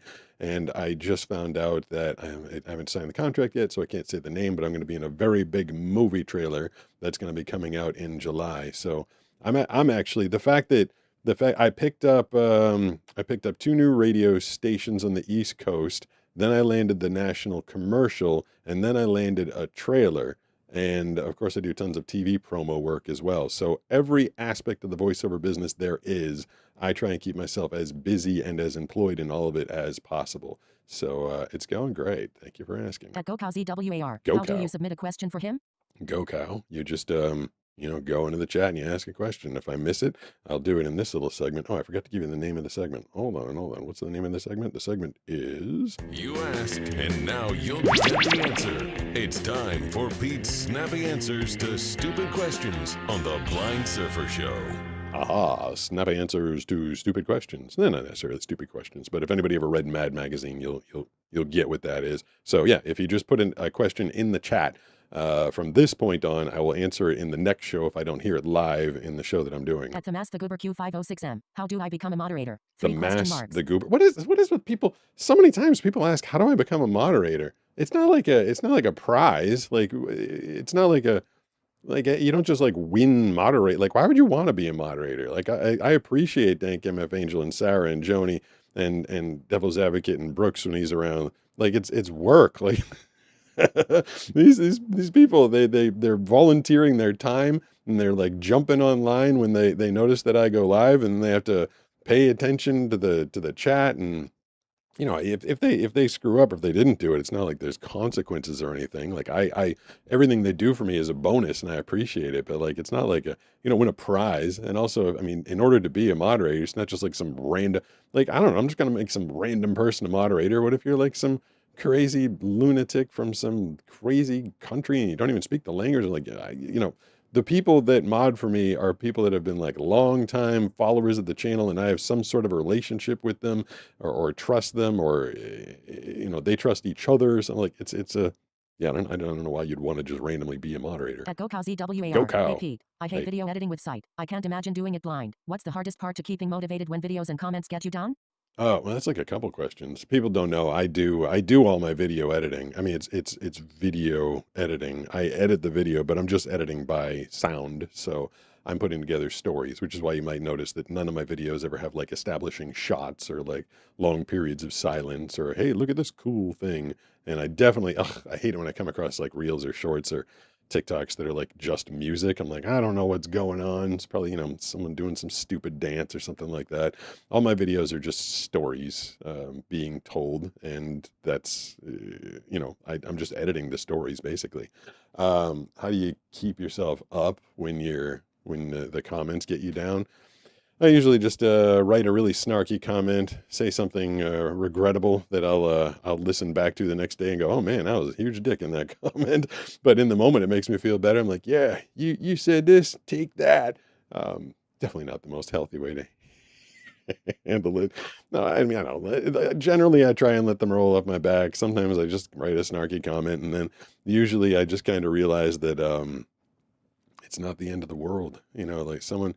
I do have to remind myself of that quite a bit, actually. Like someone writes a comment to me, they say something mean, they denigrate the video or me. I get a little more upset if they're being nasty to the people in my life. I don't like that. It's very rare, but a lot of times they're just looking for a reaction. And sometimes I feel like if it's good for engagement or content, or if it's going to inform them, I will give them that engagement. Sometimes I can tell when I write a comment, it's going to get a whole bunch of responses back. Like that's good for engagement. It's good for spreading a message. Like if I need to correct someone on something or explain text to speech to them or anything like that, I will give them a response. But at the end of the day, when I'm climbing into bed, if I got 5 or 6 comments throughout the day that were mean or annoying or should have gotten me down, I just remember that those people probably don't even remember writing the comment. And if they do, if that was the highlight of their day, putting a comment on my video, what does that say about them? So you just got to let that stuff slide. A lot of people are probably listening or watching right now being like, you don't let stuff slide, you turn it into videos and like torch the people and make content out of it. But don't forget, I'm in the content making business. I've been making 7 shorts a week, and on top of that I make a long form on Tuesdays, and then I do 2 lives a week. So yeah, I'm in the content making business. So if I get a comment that looks like it annoyed me, I will annoyedly answer. I'll put it out there, I'll post it, and hopefully get my message out there, and then I just try and move on. At Patrick Pierce 3736. Have you ever tried Jagermeister? Oh, that's weird. I think you spelled that wrong, Patrick Pierce. That's super weird. I think he's trying to ask if I ever tried Jägermeister, which I have not. And weirdly, that's super weird. I don't know why that came to mind the other day. Banana and she did a little barbecue for us. We were just out back on our deck the other night and having some hamburgers and hot dogs. And for some reason, Jägermeister came into my head. And I asked her, I'm like, have you ever tried Jägermeister? And she's like, well, don't even, something she tried in her 20s. For some reason, I never tried it. She told me, and we looked it up, it apparently tastes like black licorice or has a black licorice flavor to it, which is super weird because absinthe, if you've ever had absinthe, which is like a much fancier, expensive, weirder alcohol, that also has a black licorice flavor to it. And I don't like black licorice. So I guess I wouldn't like Jaeger, and I'm not a big fan of absinthe either. At Jim Dude Jim Dude. 7782. I wonder what his preferred cane tip type is. People always ask me, just pick the cane type that, I'm sorry, I don't mean to be mean about it. People always ask me what my preferred cane type is. I use a marshmallow and a no jab, which most of my sighted audience is like, what'd you just say? But I just, pick the one that works for you. Whichever cane. It's like when people ask me, like, which microphone do you use? I'm like, you have no idea how different you and I are going to sound on the same microphone. Not only do we have like different voices, like it's going to be pretty unlikely that you sound exactly like me, but even people with the same voice are going to have different vocal techniques and microphone techniques. And people are like, I want to use the microphone you use, I want to sound like you. I'm like, well, it's not going to happen. We're different people with different vocal patterns. We speak at different frequencies, and it's just a matter of preference. Like, which mic do you think you sound the best in, and which cane are you the most comfortable walking down the street in? Pick what's best for you. Toolbar, archive, and that button. was it. All right, so that was all the snappy answers. Oh, I probably shouldn't have unplugged that when I didn't have anything connected, because now, all right, hold on. And then I got to plug it back into this phone, finding the little port. There we go. And let's see if I can get that back up and running. Did I do it? I've never tried the _blind_Jedi. Yeah. Jägermeister has more of a root beer flavor. A Greek liquor is tastes like black licorice. Try the drink. Surfer on acid. Whoa, it tastes like, wait, Jägermeister tastes like root beer? I don't necessarily hate root beer. Root beer is not, I actually like root beer. I like root beer quite a bit. Brooks and I were talking about Fangel 420 says Scotch is good after you had a couple. Scotch. I tried being a Scotch guy. This is like when Banana and I first started dating. 7:48 p.m. Oh, listen how slow that is. Let me speed that up. Volume. Speech. 100%. Yeah, 100%. 75%, 80%. Let's put it up to 80%. 7:48 p.m. 7:48 p.m. What time did I start? PM. Like 6:45, something like that. Yeah, I was trying to be a Scotch guy. Sunrose 8 says I haven't had a drink in like 2 years. I just smoke now. No hangover. Well, there you go. Fangel 420 says the first one sucks lol. You know what's funny? They called it. J. Sheeble says, is that an SM7B? No. Joni BC says blind Jedi. I never equated Jagerman. They call people that don't drink and just smoke. They call that California sober out here in California. People that just smoke. No, this is not even close to that microphone. This is a Audix PDX 720 Signature Series microphone. It's kind of similar to the EV RE20. It's got just a really simple, general pattern that works well for male and female voices and handles it when you get loud and when you get quiet. And then, did I throw it on the ground? I think I did. I think I took my, oh, Jesus, I'm hitting stuff here. Where's my expensive microphone? Yeah. Here we go. Here we go. Let me turn it up. This right here. Or there we go. Okay. If you want to do the microphone talk, this. Let me see. Can I have some music? Can I have some music, please? Oh, what did I do? Did I break the music? Oh, that's why I screwed that up. I am going to flip it. You're going to flip it. That's People what, that know him, his friends and family treat him like a person. I am a person. I have never noticed Banana or anyone treat him like he is broken. I mean, So it is pretty great when you get good friends that rise you up. yeah, So ignore ignorant and rude people. totally. See, that's the, I was wondering what happened there. I had that text lady growing, but I had her on a different channel. This microphone right here is the Neumann TLM 103. It's far more sensitive than the PDX 720. So if you wanted to get quiet, if you wanted to be sexy, if you wanted to do a movie trailer, or have something with a lot of impact, you might try and get a more sensitive microphone that can pick up quieter reads. And this is my microphone of choice for that. The Neumann TLM 103. It's like I'm doing an ad for them. In the other studio, my main daily microphone is a Sennheiser 416T shotgun microphone. That microphone is designed to pick up voices from upwards of 20 or 30 feet away. Yet I speak directly into it from just a few inches away because I have what they call amazing mouth control. Good microphone technique. And I don't spit into the microphone too much. This microphone normally works well with a popper stopper, so my doesn't do that. But you might notice I'm working with a little bit of extra care in my breathing. If I were to say the name Pete, you'd notice that I say Pete and not Pete. Because if I just spoke like I normally did, I'd blow the hell out of the microphone. So working with a very, very sensitive microphone, you have to really, really control your voice. Pay attention to what you're doing. And still, emote. Put some passion into the read. Some realness. I'm not doing that now because I'm like kind of overdoing it for you guys. Because the music's making me do that. It's like weird trailer music. But yeah, I could use this microphone as my main microphone. I could probably handle doing the whole show with this microphone, but you do have to be careful about it. And then if I get loud, I physically have to get away from it. But if I get quiet, I have to bring it really close. The video I'm dropping tomorrow is actually all about what I just did right there. Actually, it's all about like microphone technique and different reads and stuff like that. Tony BC says Fernand. No, he's not. No, I'm not. TJ Sheeble says I'm familiar with the U87. How's the proximity effect between the two mics in front of you? Why? Braxton's It's off. 6565 says, can you say Braxton's Lego builds in your movie trailer voice? No. There's no T in my name. No. At Heavyman217 says now he fucking surfs like a badass. I mean, Absurd Sitch says sometimes it's a metal mesh screen. Sometimes it is woven fiber. yeah. Fangel 420 says you're a person lol. I mean think about it. Do you notice your friends can see?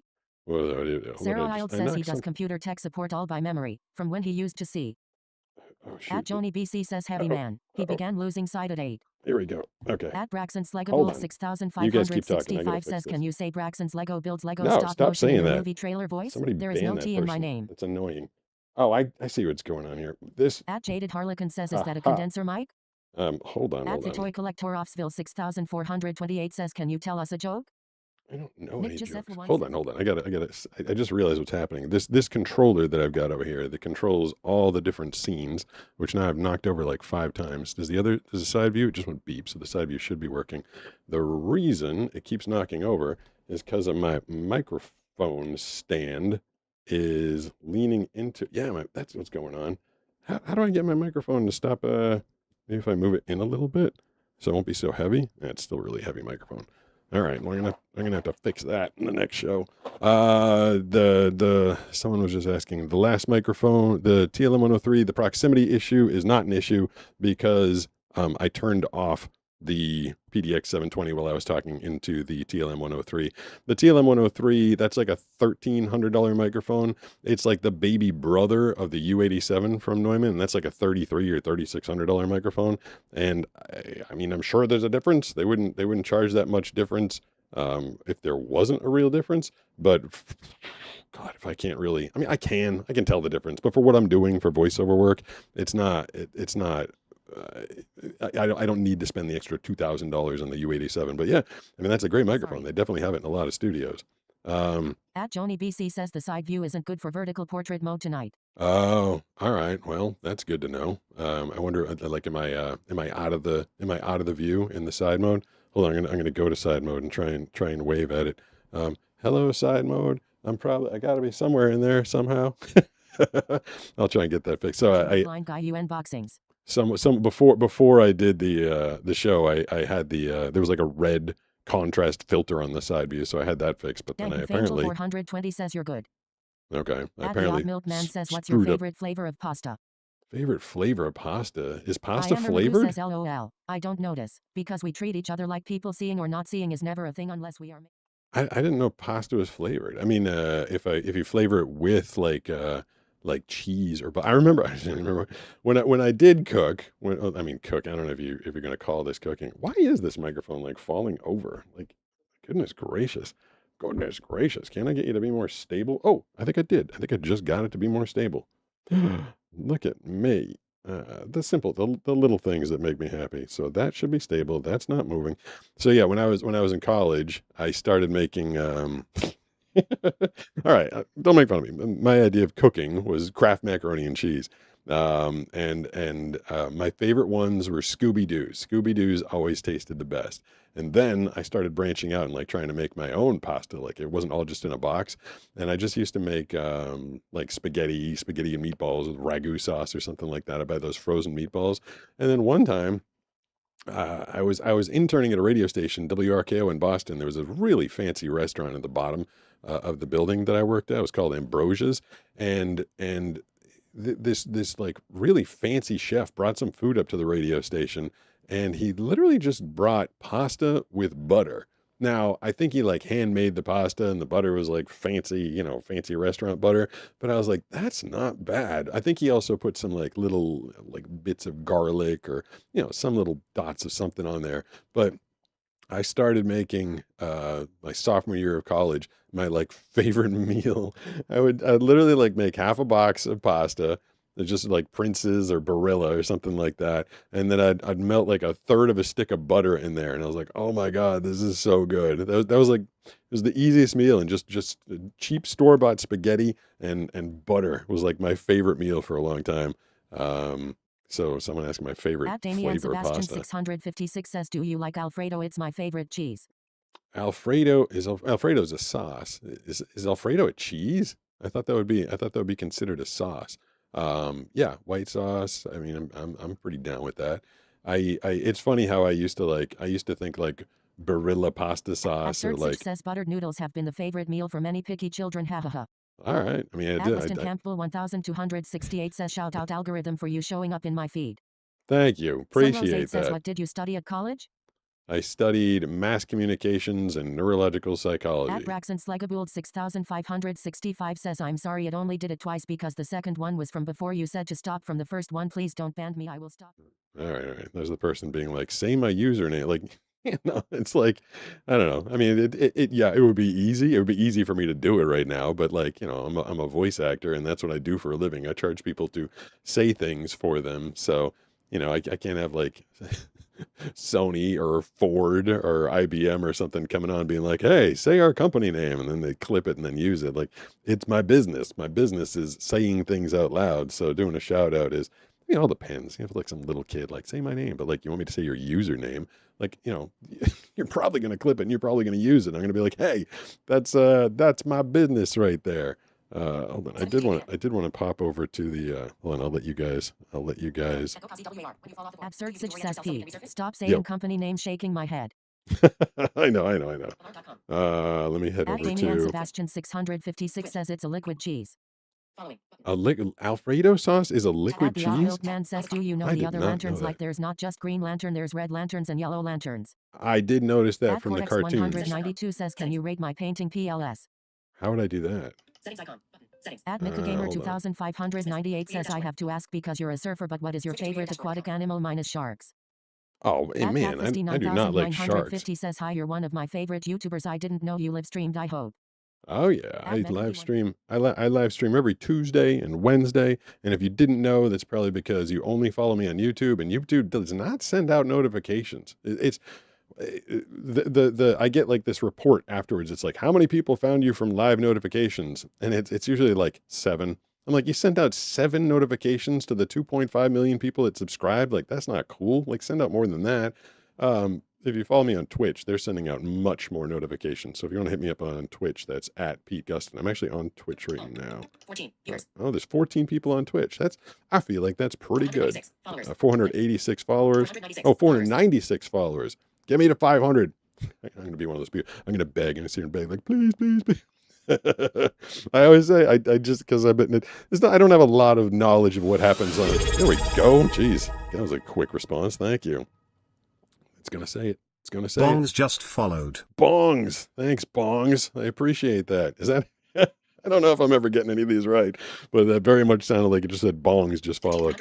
497. That happened in real time. 496 to 497. Okay. 7:16 p.m. Edits. Hold on. Analytics. Yeah, there's a whole bunch of, like an editor. I can view Stream Manager. I'm trying. I don't know how. Oh, Stream Manager. If I tap that, this is me navigating my phone. What? 4 sub gifts. Thank you for contributing the 4 sub gifts. Whoa, what was that? Someone did something for it. And then I feel like I want to. I don't know. I want to do that thing. Oh, the quick actions. Activity feed. And no. Quick actions. All right. So I'm gonna at the end of the stream, I'm gonna try and raid. Well, let me raid. There's like this whole thing where you can raid. So add stream marker. I don't know what that means. What? Raid a channel. If I wanted to raid a channel. See, I'm not popular enough to raid. I'm trying. It says no rateable channels available for my channel. I'm not cool enough.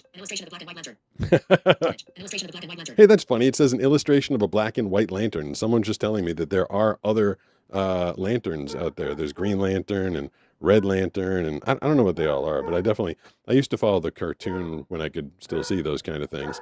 Steve's having a fit. I wonder what's going on. Shirt is which by the feel. Whoa. Sunrose 8 says, I guess maybe that's only for channels you follow? Wow. At David George NN7RC says you have really fast ears.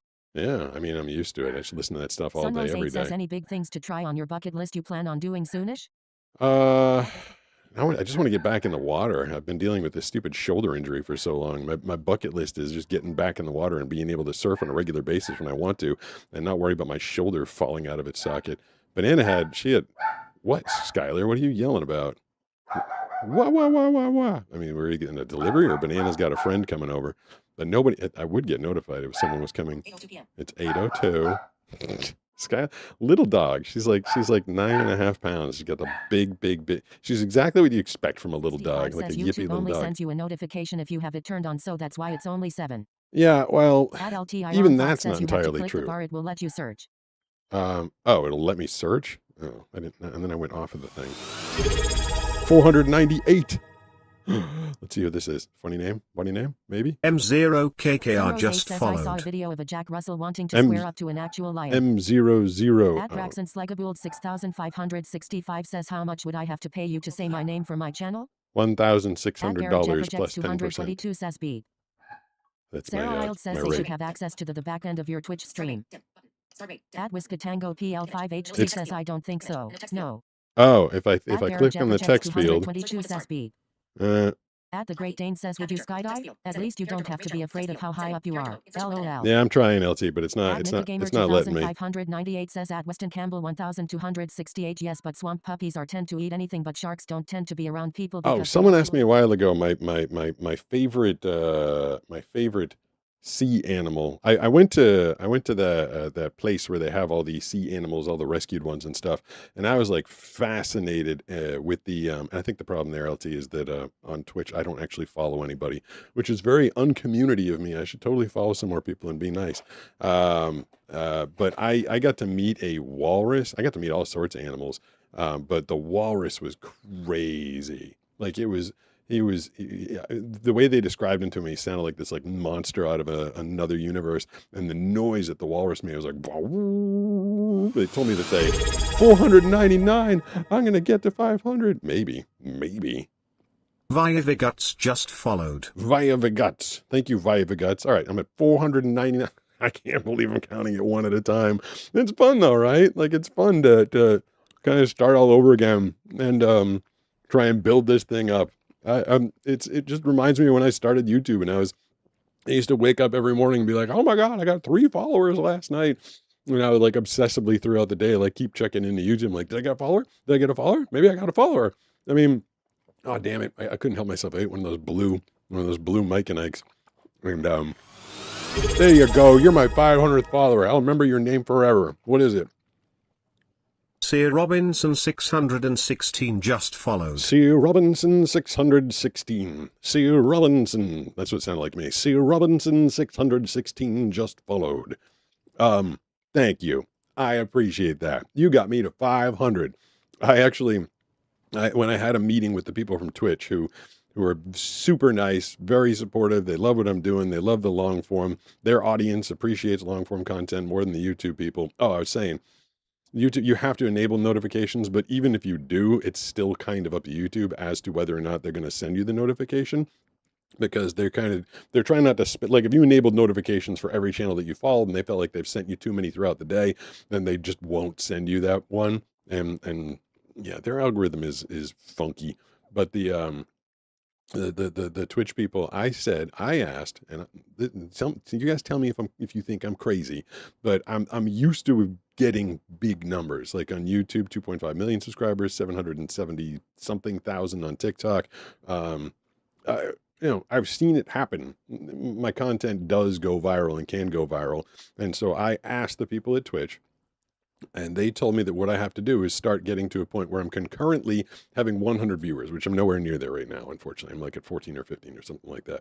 If everybody all of a sudden went over to Twitch at once from all the platforms I'm on, if we went from the YouTube horizontal and vertical and TikTok and Facebook and everybody went over to Twitch, I think I might be able to get to 100.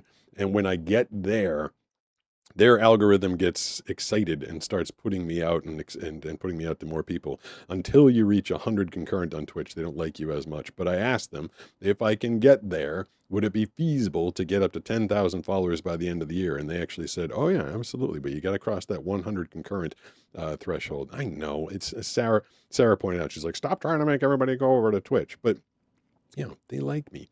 They really like me. YouTube Shorts really likes me for putting out my shorts and stuff, but Twitch seems to like my shows quite a bit. So thank you for getting me up to 500 tonight. I'm very excited about that. Let me go back over to the chat. BC says, please don't keep asking the same question. Don't ask the same question. Says, what's yours opinions on chicken? I thought that was actually for me. Sunrose 8 says the difference between sea and river otters is hilarious. I thought they were asking me I thought they were telling me stop asking people to. I thought the same question was stop asking people to follow you on Twitch. Oh, my favorite sea animal is also I was talking about the walrus because I have a video of me with the walrus. I've never met an octopus, but holy crap, are those things crazy? I was listening to a portion of a Joe Rogan interview, I think it was. Someone was talking about octopi, and I guess each one of their tentacles has like a brain in it. So each arm can operate independently. Plus, it's got a brain in its skull. It can change its shape. It can change its skin color. It can change its texture. They sound like the coolest / freakiest. And there was in the video I was listening to, they were telling a story. There was some octopus in, I forget, Finland, Norway, something like that. The thing would apparently get out of its tank And I don't, can they locomote on land? Like, I wish I could have seen the video to see how it was doing it. They would get out of its tank, go to another tank and eat fish out of it. It was like stealing fish from another tank and then climbing back into its own tank. And the researchers didn't even know the thing was doing it for a while. Octopuses just, they freak me out. They seem super freaky. They're a super freak. Super freak, they're super freaky. At Weston Campbell 1268 says octopuses is the actual English plural word, but octopi is the Latin. No way. At Tony Octopuses? BC says octopuses and octopi are both correct. Really? I At would not have guessed that. 4978 says like and subscribe before you go. Yeah, do all At that. Weston Campbell Like, 1268 says follow. at Tony BC. You know, and then watch every one of my videos all at once. That'd be pretty cool.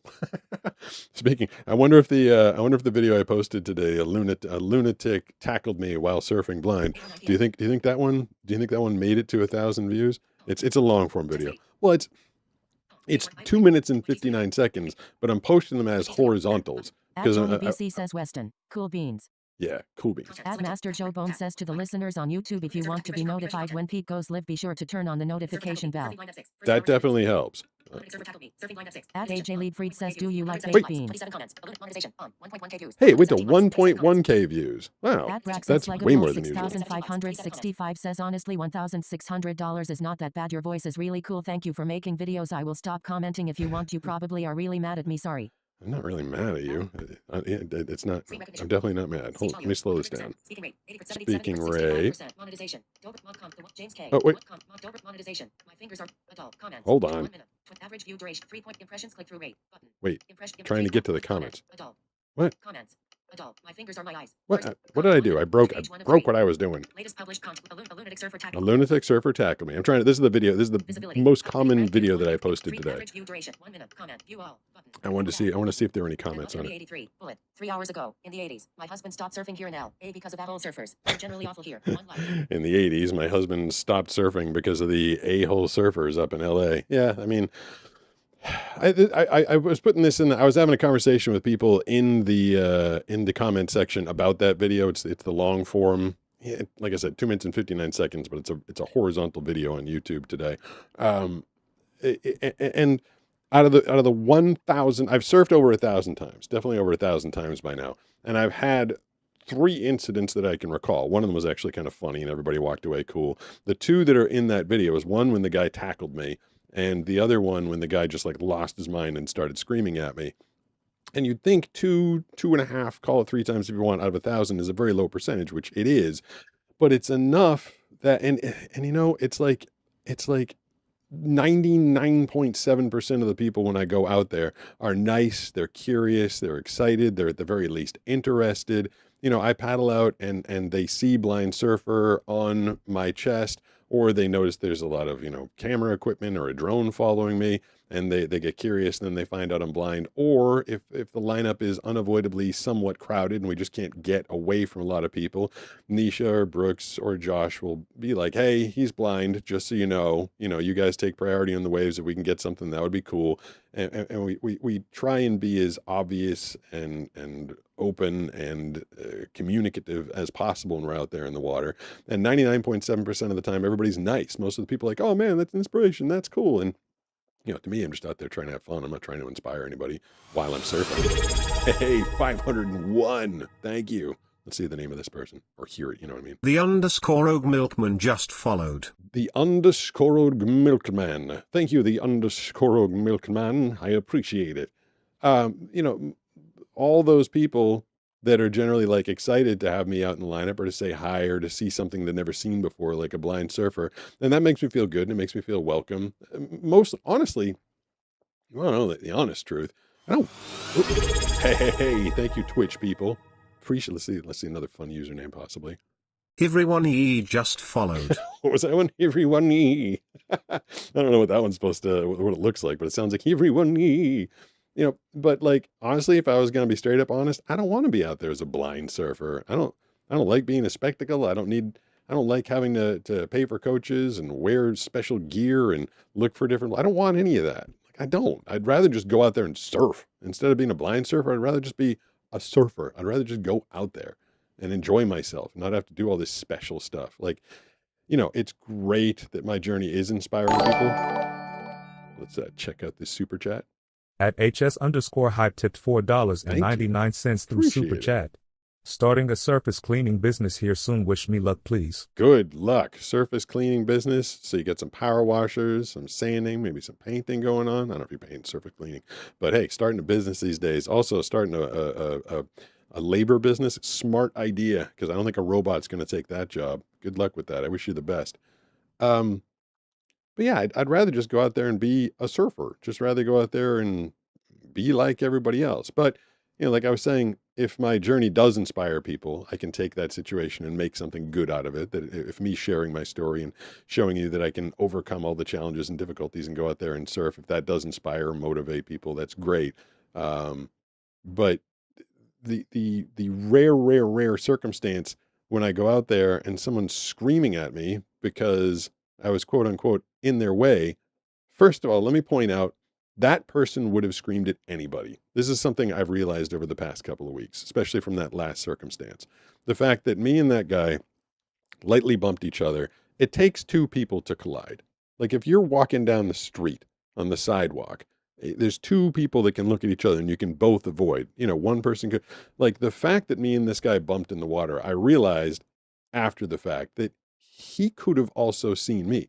Now, two things. One, if he saw me and decided to crash into me because he just expected me to move, that's an a-hole move on his part. If he didn't see me and he wasn't using his eyes and didn't see me coming, that's also on him. Like he could have used his eyes to look. And if he wasn't looking and I couldn't see, then it's an accident. It's no big deal. Like that's how you should treat it. But the fact that this guy lost his mind and started swearing at me and yelling at me, and honestly made me get out of the water. Like I left. I told Nisha, I was like, I want to get out of here. I'm not comfortable here. This isn't working. And the fact that there's just this teeny amount of people in the water that are like that. And this is what I was trying to explain to people. It's not, some people are coming at me in the comments and they're like, well, you shouldn't be out there as a blind surfer. It's unsafe to everybody. Well, I'm safe 100% of the time. I am. I take every precaution that I possibly can. But every once in a while, it takes two to tango, as they say. Someone else does something. And that's when accidents happen. And in 3 times out of 1,000 surf sessions, something has happened and the other person got grumpy about it. It's because they also did something wrong. And I think that that's maybe where the anger came from. Like, they were where they weren't supposed to be. They knew they were taking off when they didn't have priority. They weren't looking when they were supposed to. And instead of taking responsibility for it themselves, they yelled at me. Is what I've been learning, that wasn't 100% my fault. Or maybe it was both their fault. And that's better in my head than it being just my fault. But just the small little fact that I could go out there and someone could lose their mind on me. It's gotten in my head a little bit, takes a little bit of the fun. Like I go out there to relax. I work hard. I work constantly. And I like to go out and relax and have a good time in the water. And I want to chill and I want to, if I'm going to meet people, and preferably I'd like to stay away from them. So not, cause any problems. So I'm going to meet people. I'd like to meet fun people, cool people. Thank you. But the fact that there's, 3 people out of 1,000 that are going to scream and be jerks about it, it does sits in the back of my head. Kind of takes a little bit of the fun away from surfing, unfortunately. Talking to you guys tonight. Just put the chat back up there. 8:17 p.m. What else was I going to do? You guys, unless you... Campbell 1268 says at Hamsandwich 15,000 echolocation like everyone else. Yeah, that's exactly. Sunrose 8 says sorry for asking twice, but according to a surfer friend, most surfers are loners. Almost always kind of weird and very nice or very mean with few in between. Yeah. Agree or disagree? There's a lot of... It says true question. How can you know if you have priority? Well, my coach will tell me. That's why I surf with the coach. And yeah, the surfers, it's a lone sport. It's a loner sport. You're out there by yourself. Like sometimes people surf with friends. A lot of times, most surfers surf by themselves. And you get some weird people out there sometimes. And yeah, how do I know if I have priority out in the wave? Like we paddle back out. If I got a wave, my coach will tell me, hey, we got to paddle to the north a little bit. And we're going to let the next guy get priority. He's going to get the next wave. Then, there's the whole thing. If they're on the outside, if they're a longboard and they had priority, but they missed the wave, then I get told to go because they missed it. I'm going to eat a couple more of these things. I'm actually going to let you guys unless you tuned into the very beginning. This isn't the greatest surf session in the world. It's a surf session that I had a little while ago. I'm going to need a couple more of these thingies, and I will show you a surf session from a little while ago.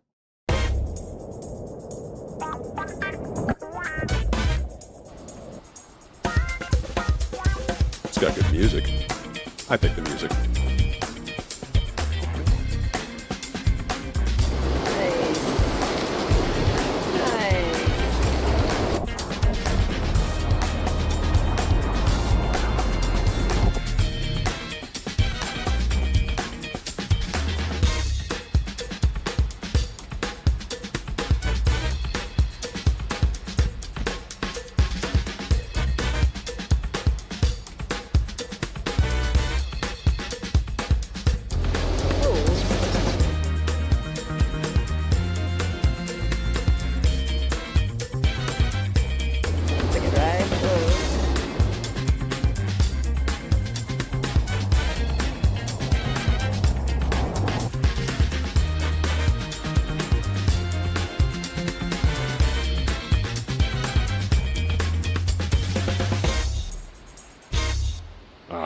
I have no idea. Says I was have no idea what that surf blind session was. content creator.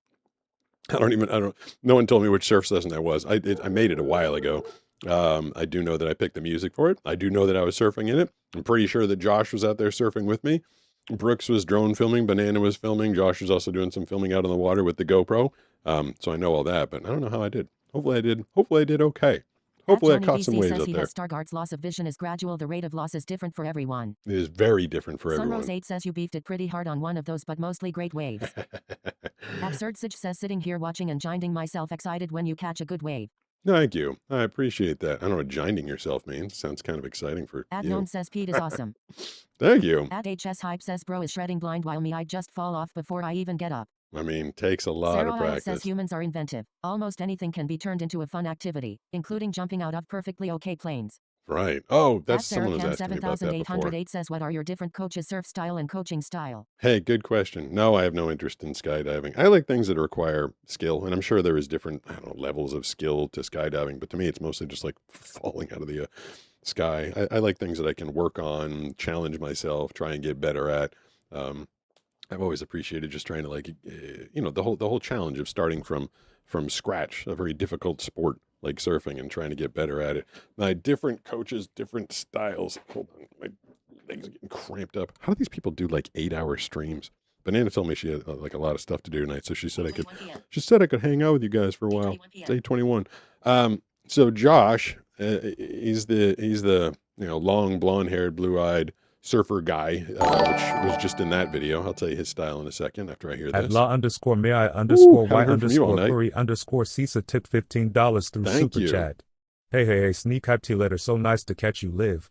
That bet that was mean to you, it was all his fault, not yours. He can go suck a kumquat. You are amazing and he is jealous of you, love you. Well, I don't think he knew who I was to be jealous, but he was just a bit of a Jerk. So thank you. I appreciate that. And thank you for supporting me and the stream and being there for the comments and doing the super chats. It's always very nice of you. Yeah, super chat, $3 or more, get it read out loud. Twitch, 200 bits or more, get it read out loud. Twitch follows and subscriptions, those make all sorts of fun different noises as well. Josh is just like, he's like the chill coach. Like he kind of finds a soft spot in the crowd, and he communicates a lot with his like looks and eyes. And if anybody does start surfing next to us, he's like, hey, just so you know, my buddy here's blind. Like he makes it all chill, makes it all cool, makes everybody feel comfortable and welcome. Nisha is a little more vocal. Sometimes if we can't find a soft spot in the crowd, she'll go out there and start paddling around and talking to people. She likes making friends in the water and bringing the community together and, answering questions. If people have questions about my surfing, she likes talking to them out in the water. She's also the first one to, get my back if she needs to block for me. If we are in a bad spot, she'll get in between me and the person. But generally, especially lately, I try and have them find me holes in the lineup where there aren't people, where that's not an issue.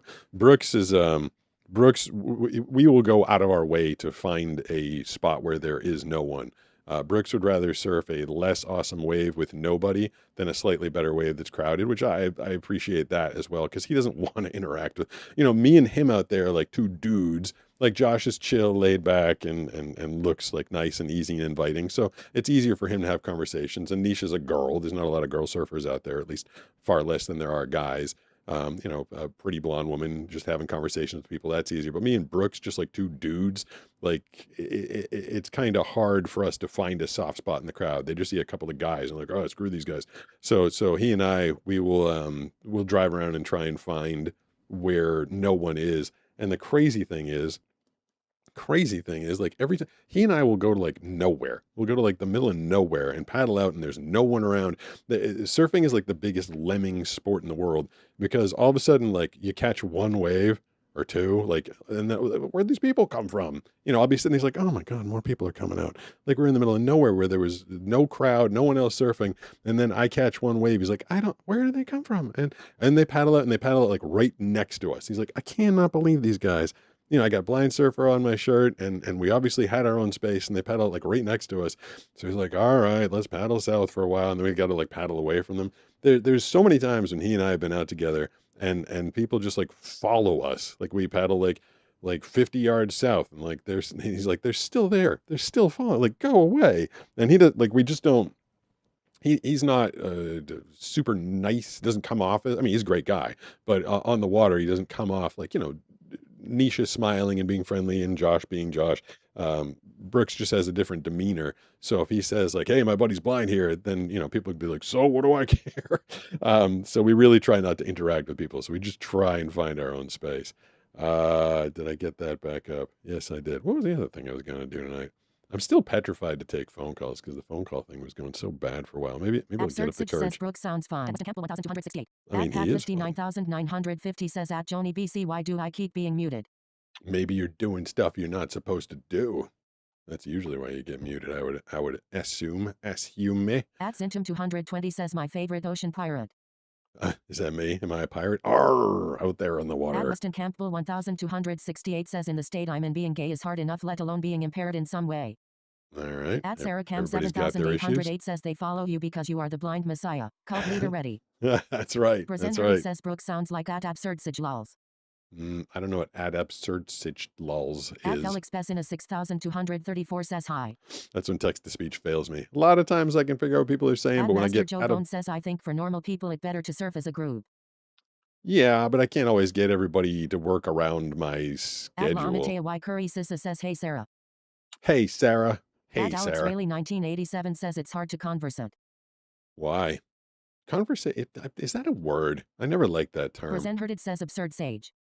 Oh, absurd sage. There we go. That makes more sense. I guess text to speech is a little bit easier when people get the spelling right.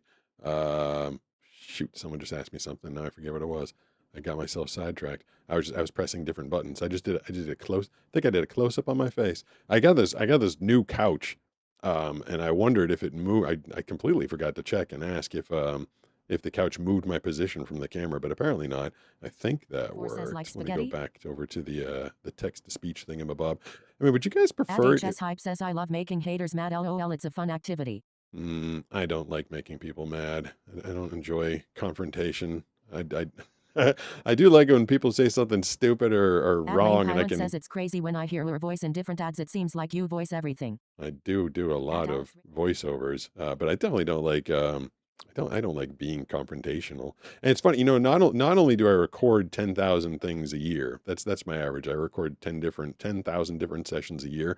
But the funny thing is, like, they don't just run once. And there's stuff like, that I've done. Like, I feel like, so one of my oldest clients is Sirius Satellite Radio's Liquid Metal. I mean, I recorded stuff for them back in like, I don't know, 2000. Like I started in the year 2000 with Liquid Metal, and I did things like Enter the Trivia Pit. Like I did that. Like I think they did refresh it recently, but there's got to be some stuff that I recorded for Enter the Trivia Pit back in like 2006, 2007. So I've been recording 10,000 sessions a year for the past probably 14 years or so. And that stuff is, I mean, a lot of it is single use, but a lot of it is also like, it just keeps playing and playing and playing. So at any given time in the world, wherever you are, there's like just my voice, just like playing somewhere on something, TV, radio, streaming, movie theaters, out of your phone, something like that. And I always get a kick. Like when Banana and I are out walking and we just hear someone like drive by, or we're like walking on the street and we pull up to a stoplight or something, and there's a car next to us, and coming out of the speakers, it's like, the Padres play the Dodgers this weekend at America's #1 ballpark, Petco Park. Like, it's like, hey, that's me. That's me. I like want to run over the car. I'm like, that's me. They're like, get out of my car, you weirdo. But it's funny. It's funny to hear yourself out in the wide world. At Charlie Rune B8K says, how did you go blind? Were you born with it or did it slowly deteriorate? If so, what is it called?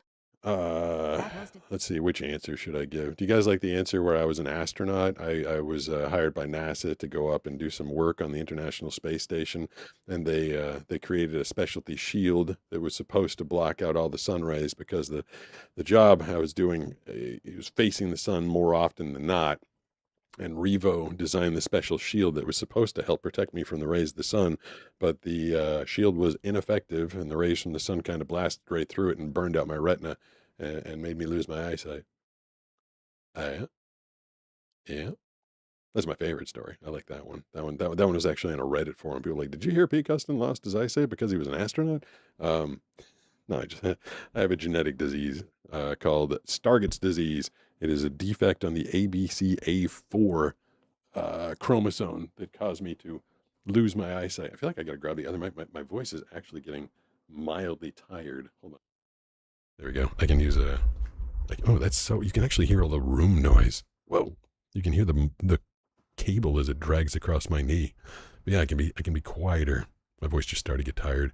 So I can be quieter with this microphone, and it'll pick it up. But yeah, you can hear like the room, because I got like 3 fans in this room rolling. I could probably turn off the air conditioning up here. Oh, let me turn this down. Computer, set upstairs to off. I've set the upstairs to off. All right, we set the upstairs to off. It was like 81 degrees in here when I started doing the show, and I put on the air conditioning. Because I didn't want to be 81 degrees while I was doing the show. Let me see if I can get back over to the... Lane Pilot says, did you voice act before you went blind? I mean, yeah. Whoa, stop. Whoa, there's a lot going on all at once. I got into voice acting while I was losing my eyesight. I had to, I can't move that too far. It's going to fall over. Yeah, that was part of the problem. I'll go about it. This thing's like... At Master Joe Bone says astronaut story is the top seller. Thank you. I like that At one. Sarah Cam 7808 says hate to hear she was sick, excited for you for your new place. Hold on. At Maki 007 says I don't have a question. Just wanted to sit back and listen to Pete. I do want to say you are amazing. At law_may_y_Corey_CISA tip $3 through Super Chat. Are you a Samsung or iPhone guy? Answer in VO. Answer in VO? Oh, my voice getting tired. All right. I use iPhone. The thing is, I'm mostly a PC guy. All of the computers, and there's many of them in this studio, I've got one for streaming, I've got one for editing, I've got one for video editing, I've got one for recording. I got boatloads of computers in here. I've got one just for backup purposes. So I'm totally a PC guy. I learned how to use a PC when I was very young. I learned how to operate the text-to-speech on it when I was very young. But I was doing a speaking engagement at where the heck was I? I think I was at the Carroll Center in the Boston area. It was a blind school. And to that point, I'd been trying to like blow up the font on my phone, and it was too small and I couldn't see it. This ties into the other question that people were asking me, did I do voice acting before I went blind? I could never see at the speed that I needed to read.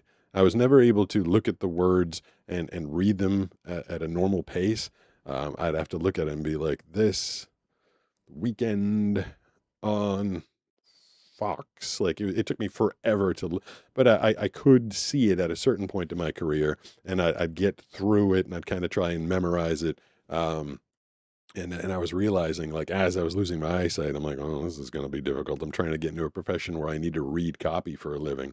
And I can't read copy anymore. So that's, then I started working on the ear prompter system where I put it in a robot voice in my ear. But to tie that back into La Matea's question, I was very first introduced to an iPhone by a fully blind worker at the Carroll Center, and he showed me that he was getting like all his texts on text to speech. I'm like, holy crap, that's like way easier than grabbing a magnifying glass and trying to magnify it.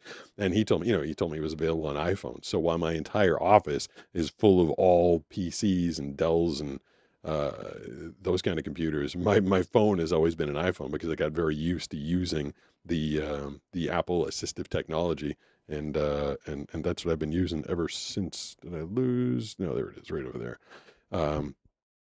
Hold on. Yeah, I just had to turn back on the text to speech. Good questions tonight, by the way. I appreciate you guys. At SarahCam 7808 says 1 TB. Nice, you could live the foldables being visually impaired. At Joni BC says Daisy. Joni? There are videos that cover that topic. Daisy. I was going to ask you guys, like, is it? Well, there's videos that cover every topic. That's the thing at this point. After doing 6.5 years of video, I feel like I have answered every question, but sometimes I get tired of answering the same ones again, and then sometimes I remember like not everybody has seen every video. But a lot of times people like in the comment section be like, "How'd you lose your eyesight?" I'm like, I don't want to answer that in the comments section. Like to drop like one sentence doesn't do enough, and then like if I try and explain it in 2 paragraphs, like that's not enough. So that's why I make the videos. I keep sidetracked. Oh, I've been meaning to ask you guys, would you? I'm curious as to whether or not like you like the fact, like someone before was like, that robot voice is driving me crazy. Some people have been like, you should put the robot voice just in your ear and respond to the questions that are coming in through your ear. Like if only I was hearing something and you guys weren't, and I kept getting distracted, I might think you were constantly, or you might think that I was like constantly having like a seizure or something. So I do try and put the comments up on the screen and have them read at the same time. Oh, did I? It's sad that life just ruins people. Alex really 19. It's sad that Daisy Duchess. Whoa, Alex really 1987. why is whenever I touch the screen, it has like a complete. It's sad that life just ruins people's lives, but it does make you who you are. Life does ruin people's lives. Yeah, life ruins your life. Yeah, but like, if I would you prefer not hearing the text to speech stuff, reading it out loud, and me just trying to react, or do you guys? Charlie Rune B8K says, do you like sharks? If so, what's your favorite shark? Mine is black tip reef sharks personally. Whichever shark leaves me alone, I guess I'm good with. Y Curry Sissa says it was on sale. I would have never bought it otherwise. It was on sale from $18.99 to $15.49. I spent a bit more on case and screen protector. Sarah. Talking about whatever phone that she's got, I guess. Says robot voice is an interesting addition. Yeah, I mean. Blue Collar Stamina says hi, blind surfer. Hi, what's going on? Yeah, says, I like the transparency of hearing the TTS. It helps me know what you're replying to in the chat. Yeah, I mean. HS Hype says yes, keep it where we can hear. Okay, that's good. All right. Magoo says I like hearing the voice. Okay, so that's a bunch of votes for hearing the voice. Part of me kind of wishes that the voice was better. I mean, there are better voices out there. Says, but listen to the voice aloud. Most of us don't mind. Okay, that's good to know. There's better voices available, but the system I'm using, I'm trying to make it as stable as possible. And this is a Microsoft Edge voice, I think, which is a very stable voice. And I don't know if it would help if it even sounded better. It's still a robot voice, but. This whole thing, like I've been dying for years. I'm posting these shorts and just getting like little snippets of information out there and telling short little stories. And when I wanted to do the live, I was like, well, the reason I want to do live is I want to connect with people. I want to talk to them. I want to hear what's going on. I want to answer and respond to them and stuff. And I can't read the stupid screen, so it was a big thing for me to figure out how to set this whole system up. And it's so what you're looking at. It's actually there's an iPhone right here. It's literally the iPhone that is right here is being run into the computer. Sissa says, I wish you could put her in like an Australian voice. At I have no. Says, nice, got my Fold 7 for about $1,000. May have fallen off the back of a truck though. $1,000 for a smartphone. Says, what do you do to a bad cow? You ground it. You ground it. Oh, that's brutal. Grounding the cow. Ground chuck. Ground beef. Ground beef fresh from the farm. Says Alex. Of course, but his focus is on teaching people what it's like for him to be blind. I mean, at syntax shift page 1R says what the new iOS update you can put your own voice as the voice. Yeah, I wouldn't. I don't want to do that. Like, but not this system. Oh, the system that you're looking at. This is a self-contained system right here. It's called Caster Labs Caffeinated, and I cannot choose it's pulling the voice. It was designed from the ground up for me to so I could hear the messages from you guys. God, that's going slow. What is it? Now, Lee Thurman, I would like to be serious. I don't like self-promotion. All right, that's I feel like I just got a message from LT that he's probably trying to give me doesn't want to have read on the air, but at least he knows the email address, blindsurfershow@yahoo.com. That poor person that was trying to send me a message before and couldn't get it through, they sent it to blindsurfershow@gmail.com, which is not a message. So yeah, the whole thing was designed for me from the ground up. Hype says bro can play Minecraft without turning on the monitor, lol. Can I? I never tried says, playing Minecraft. Hearing the question is better than you answering questions which we did not hear. All right. I just kind of, I figured. Why Curry Sissa says damn off the back of a truck. How TF did you do that? I thought people with their eyeballs would like to see the. 978 says Sarah, I need to send Pete something and have zero clue what to send. Maybe a University of TN Vols t-shirt or sweatshirt. Haha, now I know what it is. Ha ha ha, I've ruined the surprise. Oh, speaking of t-shirts, can you guys see the shirt I'm wearing? Hold on, let me move the microphone forward. See that? Wheels on a couch. So this is a custom shirt. I had this made up. So the couch that used to be here, used to be in this room. We were about to get rid of it because there was really nowhere to put it. But I love that damn couch. It was super comfortable. It just didn't fit the three of us. It was kind of losing some of its support, but it's so comfy you can just melt into the thing. So we had it sitting in the loft in the room over there for like a couple of days. And I realized, I'm like, if I could push this out of the way. The thing with that room is it's the theater room. The loft doubles as the theater room. And when we entertain or do Super Bowl party or something like that, you either want to open the room up or you want to angle the couch so that people with their fancy working eyes can see the screen and stuff.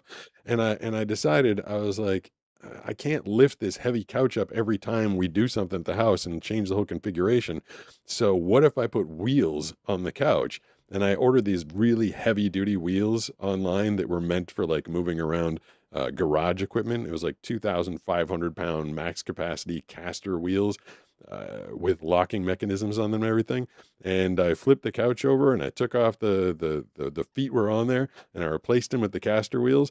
And I showed it to Banana. I let her come up and sit in the couch, and I was wheeling her around the whole loft theater area. I'm like, look at this. We could totally reconfigure the whole room and still keep the couch. And she's like, all right, you can keep the couch. And she admitted it was pretty fun. So that's why I had the shirt made up right here. Wheels on a couch. And that's the couch. That's the actual couch that's on this shirt right here. Oh, the things I do to entertain myself. Ask someone. I've been at it for a while tonight, haven't I? Angel 420 says sorry about that. Had to take a phone call. I can't believe you guys have been hanging out this. 7808 says Heather off the back of a truck means it may have been resold by an unscrupulous seller. LOL. Yeah, it's an old mafia thing. Says saying without the feel of an image. Saying without the feel of an image. I don't know what that means. It's 8:41 p.m. I've been on for. Present heard it says no worries dang. I no worries with that one. See, sometimes I can. 1987 says I've seen many pants without a feel. That was supposed to say no worries. I can figure that out. I'm hanging in here because I actually do when I was doing this a while ago, a few months ago, every damn show, and I still get nervous. I still get kind of nervous when I go live, but it's a different kind of nervous. I used to get nervous because there were always technical issues, but finally the ISP and the streaming people all got together and they figured out how to give me a stable connection. That was the craziest thing. I'm like, I'm not doing anything wrong. I know I'm not. I know I'm making this stuff right. And every damn week it was another problem. And it turns out it wasn't on my end. Which was maddening. But every time I'd sit here and I'd hit the go live button and I'd listen to dink, dink, dink, dink, dink, it was live on YouTube, live on Twitch, live on TikTok, live on Facebook. And then the last one is setting up the dual output. And it would literally be dink, dink, dink, error. And then it would read the error code to me. I'm like, oh my God. And it was a different error code every week because it was just such a mess. But now that we've got that squared away, knock on wherever there's some wood is in this studio, I don't even know. But now that has been squared away, I still get nervous. It's a little nerve wracking, going online, going live and just being just me and this chicken next to me, talking to you guys. It's a little nerve wracking, but mostly when it's not Tuesday and Wednesday time, I get excited about it. I look forward to it. I'm like, hey, I can't wait to go online and see what kind of questions you guys got and what we're going to talk about and the comments I get and the super chats and the follows and the follows I said on Twitch tonight. Got me over 500. Very, very excited about that. Next goal, it's like you set bigger and bigger goals. I wanted to get to 500. Now I want to get to 1,000, which of course is doubling that, which is going to be hard to do. But I think I think the thing will snowball in the future, but not without you guys, obviously. And God, my mods have been awesome tonight. Joni, Dank, MF Angel, Sarah, you guys hanging out along 2 hours with me tonight. I appreciate that. I will be back tomorrow. I guess, let me see if there's anything I should be responding to in the meantime over in my fancy chat software. It takes a minute I feel like I smell banana cooking. I think banana's cooking something. It smells good. All right. Yeah, it feels like it takes a second when I put it up on the screen. Oh. Sarah, all I wear is Crocs. I guess I have 50 pairs. Good call. Joni Pete doesn't ask for help with his clothes unless he's asking banana things go together. She wears Crocs. All right. So tomorrow night, I'll be back. Brooks, I think he's been away for a little while. I'm not entirely sure if he's going to be back tomorrow. I think so. So I'll definitely be here. Brooks may be here. And At Banana. Alex Rayleigh 1987 says, I wish I could donate, but my card got stolen and now trying to retrieve it. Oh, man. I don't think you should try and retrieve it if it got stolen. I feel like you should cancel it and get another one. 7808 says, LOL, I'm not that coordinated, Heather. I had the same thing happen just last week. My card got compromised, and I was definitely not trying to keep using it. I canceled the damn thing. That is the worst. Y Curry Sissa says, my brother put his phone on the roof of his car, got in, forgot it, and drove away. Oh, you know what that smell is? You guys can't smell it, obviously. At first, I thought it was food. I think it's a skunk. Superdog he had like a personal war with the skunks in this neighborhood. He had a kill count. He got a bunch of them. Steve, hopefully he's smart enough to run away from them. I don't want him encountering any skunks. I don't remember what I was saying. Oh, I was telling you guys I'm going to be back tomorrow. I'm definitely going to be back tomorrow. And then I think Brooks will be here, which means the chicken gets booted. And then Banana will probably stop by because I got, now I got a more comfortable couch for everybody to sit on. Yeah, I don't think I could do an 8-hour stream. My voice. Hey, I'll stick around for that. Let's see who that is. Let's hear who that is. Pier0_4RK just followed. Thank you. I appreciate that. See, you guys helping me one subscriber at a time until we get into that pipeline, until the algorithm and Twitch gets all excited, and then the next thing you know, I take over that platform as well. I mean, how fun would that be? And then we could all gather in one place and have one big party. I guess we're doing that now because the chats are consolidated. Oh yeah, that's what I was saying. I was saying my voice isn't the kind that can like run for 8 hours straight. All those streamers that go 8 hours a day, I don't know how you do it. But thank you for hanging out with me tonight. Thanks for sticking around. Thanks for watching the surfing, the blind guy taste test, listening. Oh yeah, and I'll make sure to gather up all of the questions that you guys asked tonight that I did not hear in the text-to-speech, and I'll try to answer those tomorrow in the segment that, what do I call it? Snappy answers to stupid questions. Don't forget to hit the bell notifications if you want to know when I'm on YouTube, or you can just follow on Twitch at Pete Gustin, and they'll tell you. My intro went so long that I ran out. I'm gonna do the intro. My intro music is now my outro music. All right, you guys got a couple of minutes to say adios to each other in the chat. Should I put maybe I can put this one up so you guys can actually hear yourselves saying adios to each other. I'll turn this down a little bit. Say bye, Mason. Say bye, Mason. At Joni BC says, have a fantastic night. Have a fantastic night, everyone. Dankfangel 420 says, night guy, see you tomorrow. Thanks, Joni. Thanks, Dank. At Ririmer 4978 says Sarah. Thanks, everybody. All right, I'm going to turn this off. To catch you unboxing that sword. You guys, yeah, man, if I get a sword, I'll be psyched. Curry Sissa says, I love y'all.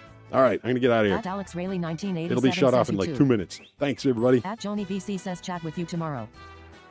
Dankfangel 420 says, Pete better shake his butt when he leaves. At Hondashita Tree says, hey P. At Ririmer 4978 says, like and sub before you go.